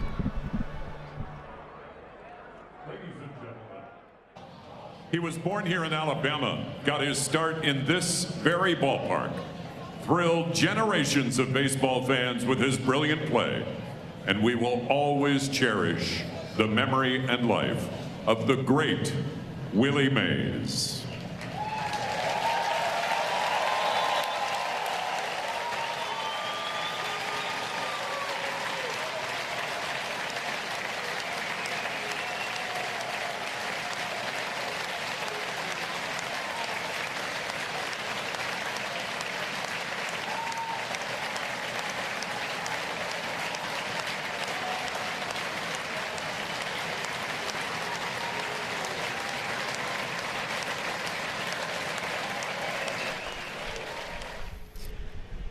Back in Birmingham, Rickwood Field, where in 1948, Bill Greason, Piper Davis, and a 17-year-old Willie Mays captured the Negro American League Championship. They would lose in the World Series, the Negro League World Series, to the Kansas City Monarchs. Their manager, Buck O'Neill. Elston Howard was on that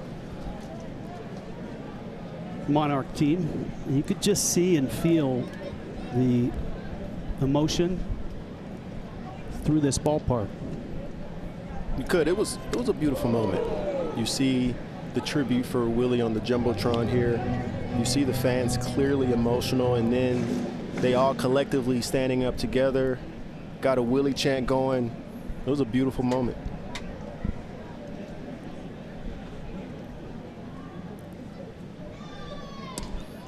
And this state, we've talked about it, this city produced so much of the talent of the 50s and the 60s of, Willie was just one of them.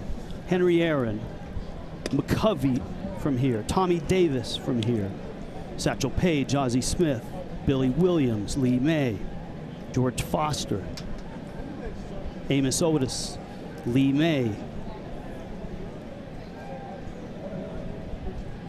Yeah, before you had a huge migration of players from the South moving north, but the majority of the time the South is where majority of these players were coming from. So they were here playing in the Southern League, the Negro Leagues, all coming together, building out where we're at today. Without these guys, we're not in the positions that we're in right now.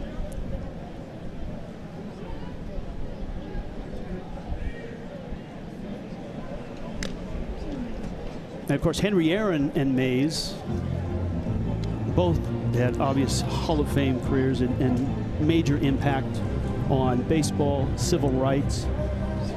They almost ended up as teammates. Both the Braves and the Giants, when they looked at Mays, the Braves looked at Mays and thought maybe a pitcher, but the Giants signed him. And then the Giants made an offer for Aaron a couple years later.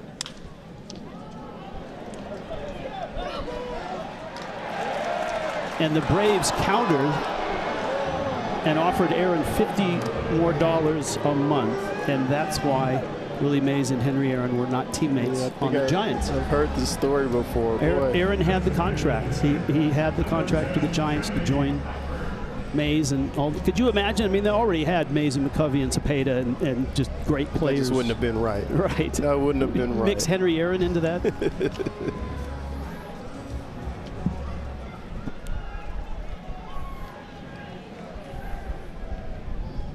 We are at Rickwood Field. Montgomery has a 5-4 lead over Birmingham. And in case you've just joined us and have not heard the news, Willie Mays has passed at 93.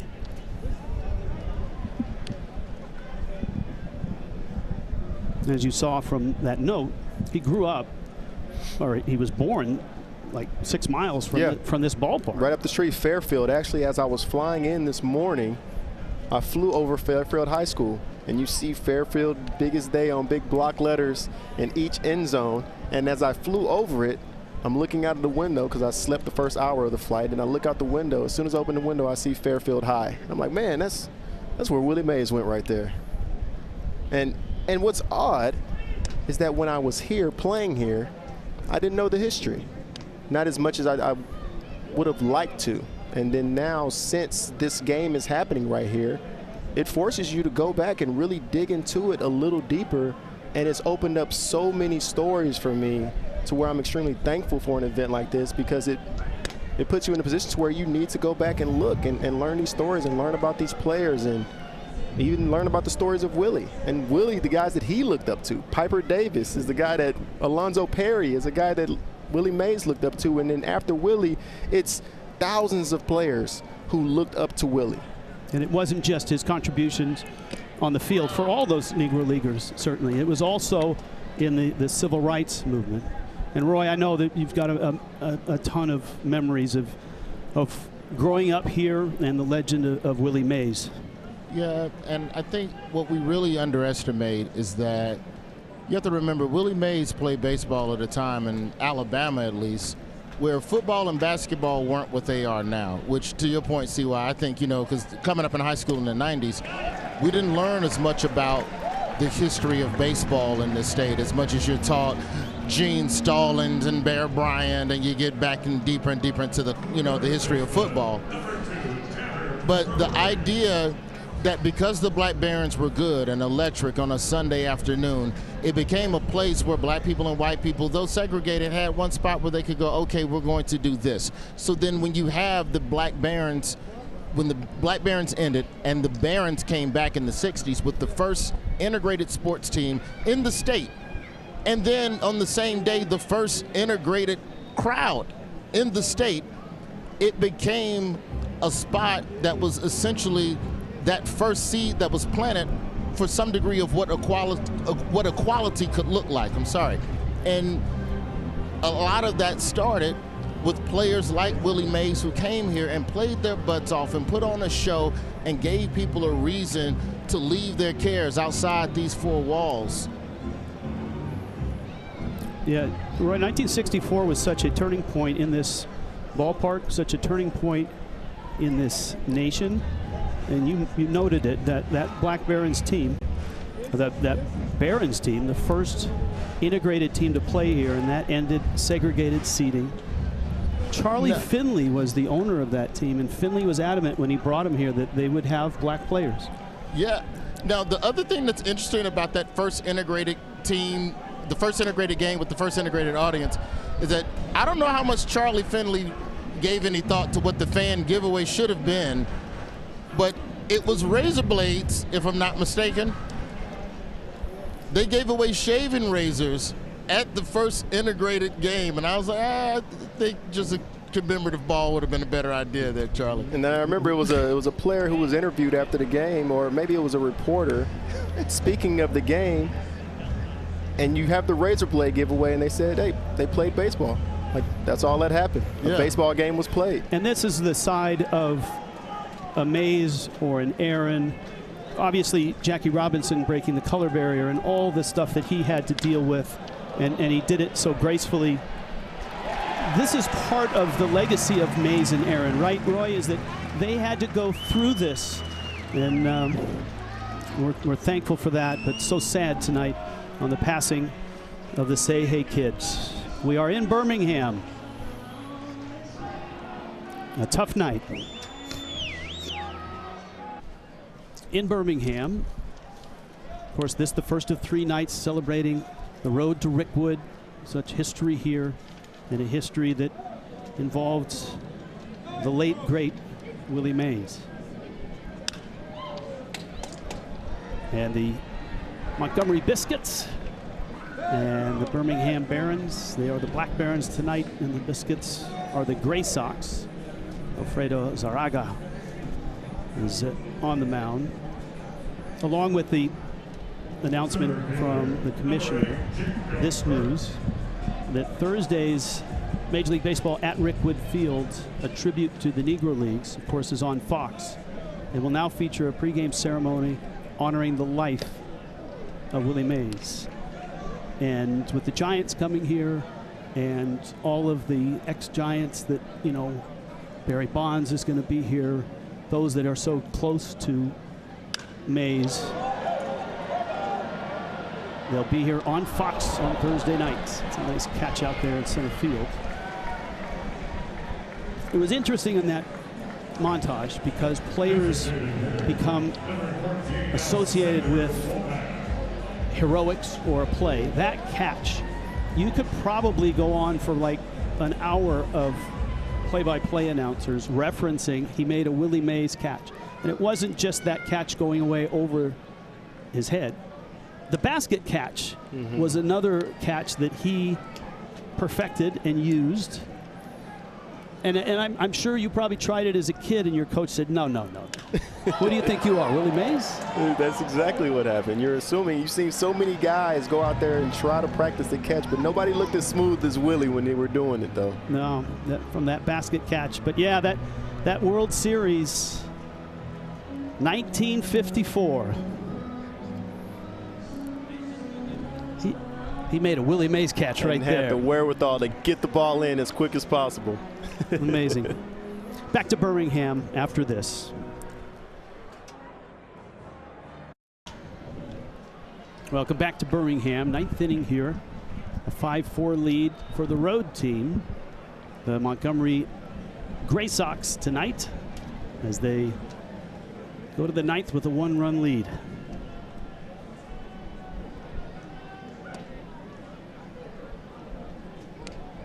Andrew Dahlquist is the right-hander who comes out of the bullpen. As we noted, this is a White Sox affiliate, and they are loaded with arms, really good ones in the rotation. They've already sent a few on to the big leagues this year. They've got good arms in their bullpen.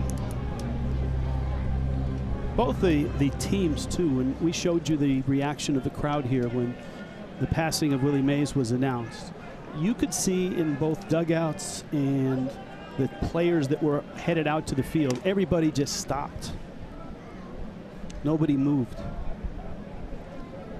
Willie was one of those larger-than-life individuals. Like, we have so many players that played ball, but the game doesn't continue to move in the direction that it's moving without those big personalities, those superstar players that continue to go out there and just show how much fun the game is playing it. We were talking about his style of catching in the previous inning. Wasn't too many guys able to go out there and be as loose and free and fluid as Willie was when he was out there on the field, and him showing that level of joy in the game is, and players like that are what continue to keep this game going and continue to show that next generation how much fun we can have. So more players continue to try to play the game and continue to try to show how joyful it is to play the game, because that's how you move the game forward. As we prepared for the road to Rickwood here at MLB Network, we had some terrific shows, podcasts, and a panel as well that involved Roy was in it, Harold Reynolds was there, Jake Peavy was there, all in preparation. And Michael Mays' son, was part of it, and in it he talked about the hardships and stuff that his father had to endure. I can't even imagine what it took, and they did it in stride, you know, everyday manner, just their way of resilience and achievement.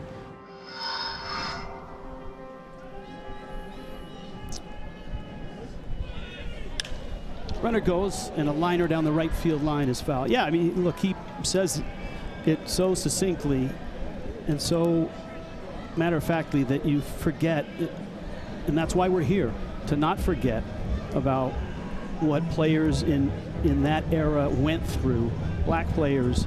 You know, even though Jackie broke the color barrier in '47 and others followed, the doors did not swing wide open. The teams did not fully embrace.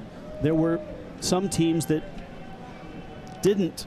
It took them a while to bring a black player and put them in a major league uniform. Yeah, to try to even imagine what players went through, especially after integration.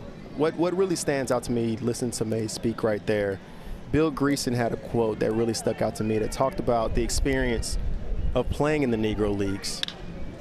And to summarize it, he mentioned playing in the Negro Leagues was a struggle, but you struggled together. In the MLB, it was a struggle, but you struggled alone.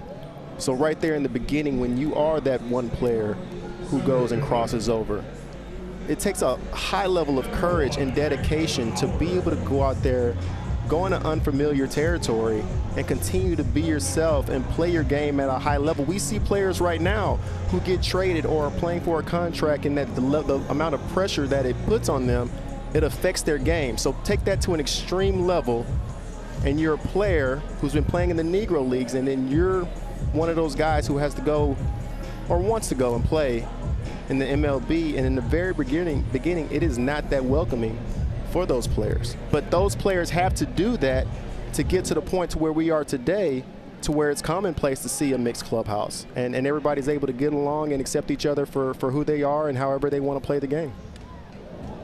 And look, as well, and we celebrate Jackie Robinson, we celebrate Willie Mays and those that were able to make the jump. There were a lot of great Negro League players that never got the chance. So many. And that's why you have to continue to show that it wasn't done in vain. Like, that stuff, none of that was wasted. Those players were here for a reason, and those guys made an impact for a reason. I mean, I think about Josh Gibson. Right. To me, that's I've always looked at him and looked at his numbers, and his numbers are unbelievable, and read the stories people talk about. That was the guy. That was the best player of that era. And they weren't talking about the Negro Leagues. They were talking about both. They used to say he was the black Babe Ruth. That's right. But I mean, I think Ruth was the white Josh Gibson. That's right. That's right. That's what many people will say. And unfortunately, you know, he passed away at such a young age. But anybody who speaks of Josh Gibson says the exact same thing.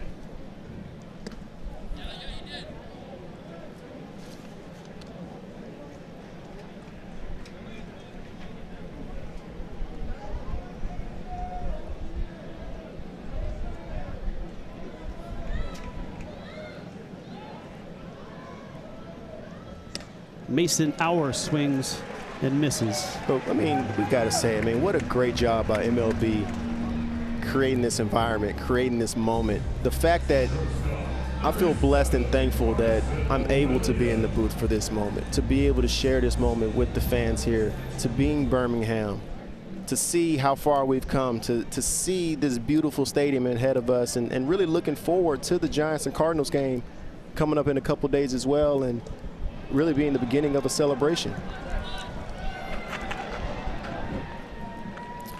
Yeah, look, this is, like we said at the outset of the show, this is a three-night celebration of baseball. The epicenter of baseball in the world is in Birmingham, Alabama, and obviously it's a salute to the Negro Leagues. Unfortunately, the great Willie Mays, who had such a presence in this city, in this ballpark, in this game, has passed away. But you get a sense that Thursday night's going to be pretty special.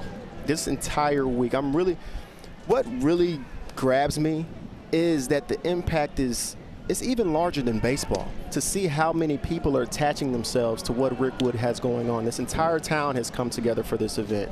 And the celebrity softball event, celebrating Juneteenth tomorrow, you have celebrities from all over the world coming out to play in a softball game, to be a part of this week. Everybody wants to be a part of this, and it's not only baseball. That really describes that the reach is way wider than just the baseball community.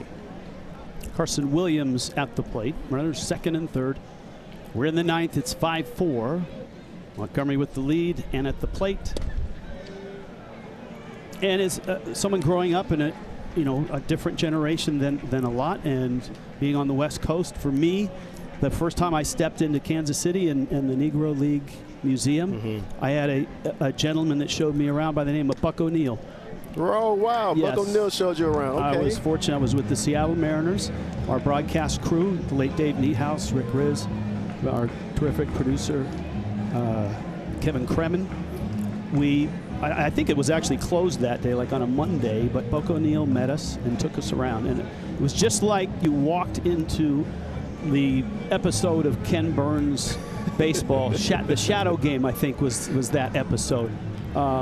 And that's when, as a young broadcaster, all of a sudden I realized how much I didn't know about the Negro Leagues and how much they went through. And from that point on, man, anytime there was a show about it, a movie about it, a documentary about it, I was all there. I wish that more could have had that experience. But now you can have Bob Kendrick lead you around, and he's terrific as well. Absolutely. All right, if you've just joined us, Willie Mays has passed at 93, and you can see the statement by Rob Manfred. All of Major League Baseball morning, we gathered at this ballpark where a career and legacy began as a 16-year-old man. His all-around brilliance from the Birmingham Black Barons and the Negro Leagues, of course, then to the Giants, coast to coast. He inspired generations of players and fans, and probably people that weren't baseball fans as well. And that's the beauty of the great Willie Mays. Just look at the numbers there. 24-time All-Star, 12-time Gold Glover, Presidential Medal of Freedom later that year. His incredible achievements and stats don't begin to describe the awe that came with watching him dominate the game in every way. Nobody will forget the true giant on and off the field. And on behalf of Major League Baseball, I extend my deepest condolences to Willie's family, his friends across the game, Giants fans everywhere, and his countless admirers across the world. Thursday's game at historic Rickwood Field was designed to be a celebration of Willie Mays and his peers. And it's with sadness in our hearts, it will now serve as a national remembrance of an American who will forever remain on the short list of the most impactful individuals our great game has ever known. Rob Manfred with that statement about an hour and a half ago.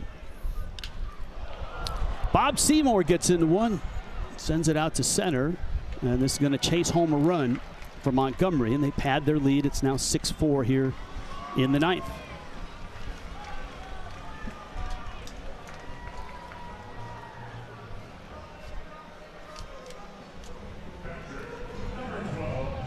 Softball game tomorrow, a lot of celebrities, obviously. And then on Thursday night on Fox, you've got the St. Louis Cardinals and the San Francisco Giants in a Major League game here in Birmingham, Alabama, in the oldest ballpark in professional baseball. 1910. Yeah, tomorrow we have a great softball game. Looking forward to. You have the Say Hayes, where Barry Bonds is the captain, versus the Hammers, who Derek Jeter is the captain. I know Harold Reynolds and I will be on the field. We have a couple ball players in it. CC Sabathia, Ryan Howard will be on. Then we have football players, Harold Owings, Roy Wood Jr. getting an appearance. I hope he doesn't wear the watch. I would love to hear what Roy Wood is expecting out of him. This is his second chance right here. That's a broken bat down Roy's way. Roy didn't get a lot of playing time back in the days. This is going to be his opportunity right here. We're going to have to get him up to the booth to see what he has to say about that. Honestly, you know, my plan is to do really well at this Rickwood Celebrity Softball game and get the call up to the big leagues, which is the Major League All-Star Celebrity Softball game. No, this is the big leagues here. So Roy, this is Rickwood, Roy. This is the big league. Roy, what is your over/under tomorrow on home runs? You're sitting at 0 right now. For me, I'm playing small ball tomorrow, celebrity softball. Everybody over 40. Don't nobody want to tear no ligament. This is the time to bunt. No, this is the time to let it eat. This is your moment. I forgot Ryan Howard was playing, and I asked to play first base. I don't want to get shotgunned by a line drive from Ryan Howard. Headed to the bottom of the 9th in Birmingham. 6-4 Montgomery. Rickwood Field. 3 nights of baseball here. And of course the Giants and the Cardinals on Thursday night on Fox. Now while we were away, we needed to document Chandler Simpson, the terrific center fielder for Montgomery, the speedy one himself. Great stolen base guy. This play had him diving for the ball, and he would leave the game. We are efforting to get some report on him, but the good news is there he is in the dugout. That's actually a pretty good sign. Yeah, that's always a great sign. When you see him go down right there in the outfield, you weren't sure exactly what happened. Looked like something on the lower half, I'm assuming. But seeing him walk off the field is always a good sign. He was so electric today. So much fun to watch him play his game. Couple singles, a few stolen bases. Showed that he can bunt the ball. I mean, he really showed a wide array of skills out there. He created havoc on the bases. Jason Matthews is at the plate.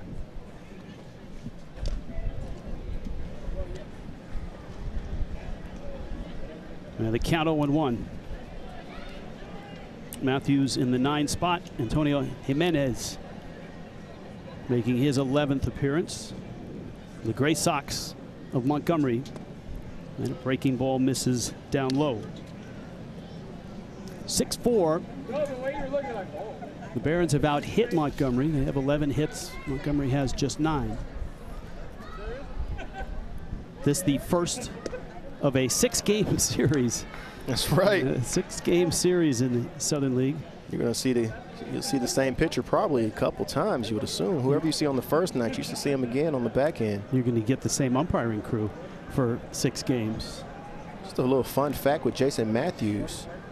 Originally from New Zealand. We've never seen a New Zealander in the big leagues. That falls for a hit. And the hometown 9 trying to come back here in the 9th has a start. He's wearing a good number. Good number on his back right now. Yeah, he is. He is number 24. I wonder what number Mays wore as a Black Baron.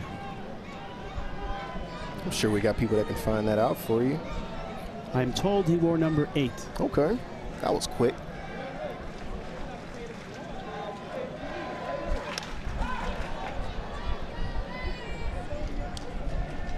Yeah, you've seen plenty of center fielders wear the number 24 since Willie sported it. Willie, Ken Griffey. Yeah, that was the number, right? That was the number.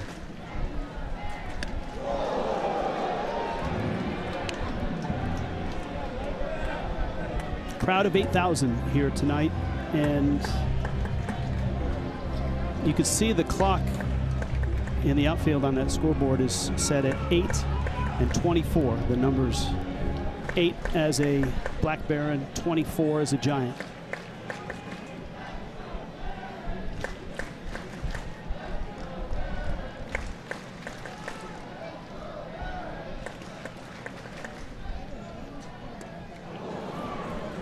One of the most poignant moments of the night for us was when Mays' passing was announced to the crowd, and the crowd started to cheer, started to chant. But as we, with our cameras, got closer to the fans, many of them were weeping. Yeah, I mean, Willie's a legend. Willie is bigger. It was bigger than baseball for Willie, and when you get an entire community of baseball fans all over the country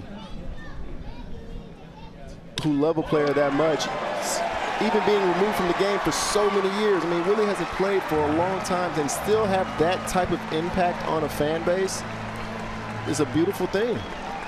This was earlier.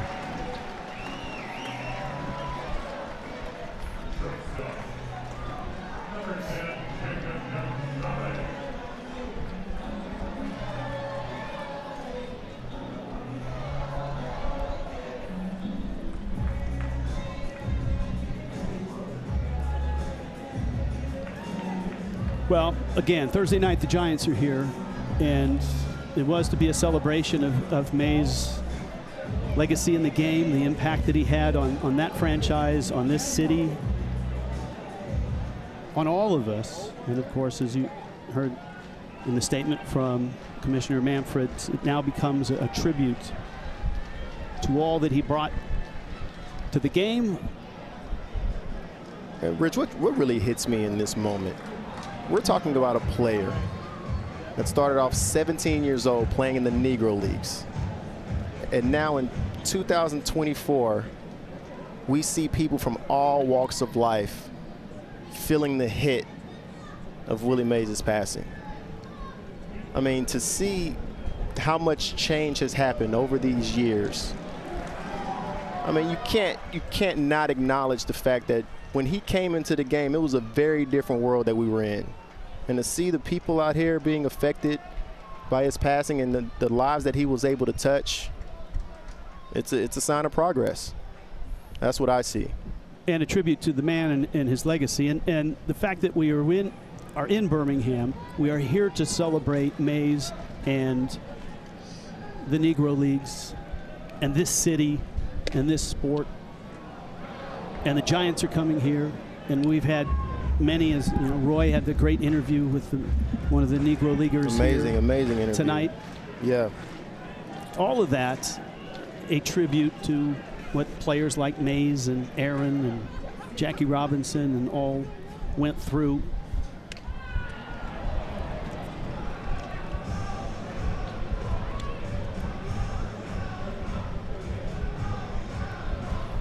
I want to make sure that I say the names of the gentlemen who threw out the first pitch to the former Negro Leaguers. Joseph Marbury, Ferdinand Rutledge, Alphonse, Al Holt, and Clinton Forge.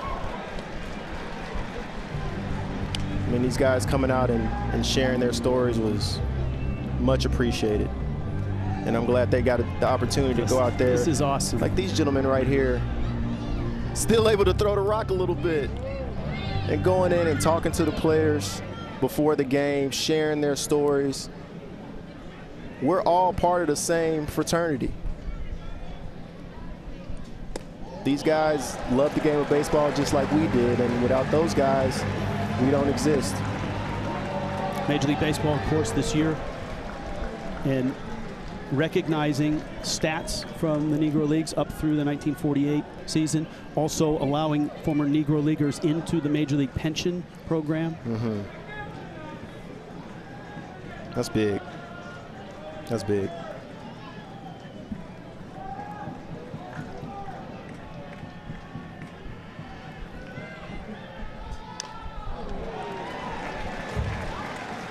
And I love the fact that some of the Negro League players that were here tonight went in along with Bob Kendrick into each team's locker room and talked about the Negro Leagues and talked about the history of this ballpark. It certainly was impactful on the players that we saw come out. Swing and a miss there. Jacob Gonzalez strikes out. Seeing the players and talking to them around batting practice with their eyes wide open like, oh my gosh, yeah, this is where all the immortals played. Yeah, the stories matter, but being able to be face to face with these gentlemen, it makes a difference. It's a different level of impact. Brooks Baldwin is the hitter, as Birmingham has a couple on. Little pop, shallow center, falls. That's a hit. Bags are loaded. And we got action.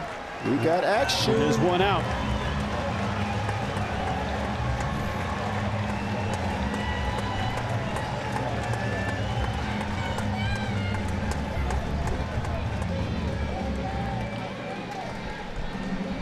And so now, with one out,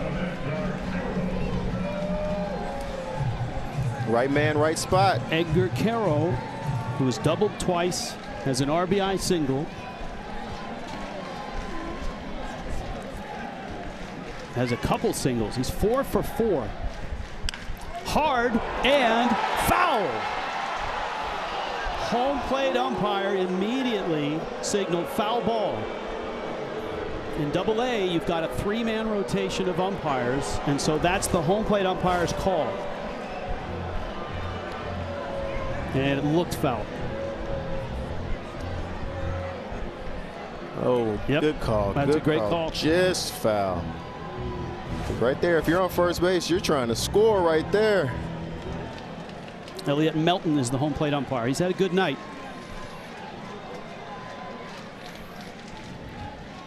Carroll could end it with one swing. 21-year-old Cuban. Angels included him in a trade. He was their number 3 prospect when the Angels threw him in the deal. Yeah, we've had some stars really showcase their skills tonight. Into left field. That's a hit. A run across. 6-5. Carroll, a 5 for 5 night.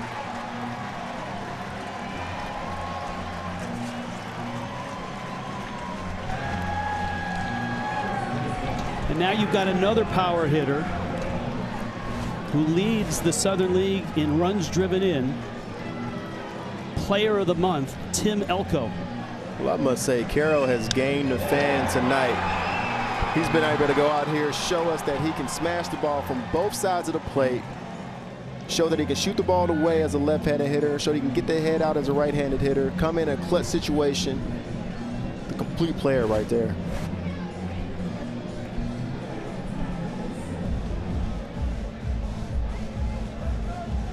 Yeah, in talking to the skipper of the Barons, Sergio Santos, we had a chance to have a really long conversation with him the other day, and he said, you know, our major league team is struggling. The White Sox are having an awful year. He said, but what that does to everybody down here is it shines the spotlight on everyone here, because now we are the hope. He's told his players that. You are the hope for the White Sox. You, as their prospects and as minor leaguers, you are the hope and the future. Yeah, when you have a major league team who is clearly in rebuild mode. Elko rolls it up the middle. This might end it. That's 1, that's 2, and Montgomery gets a double play, and Birmingham is a run short.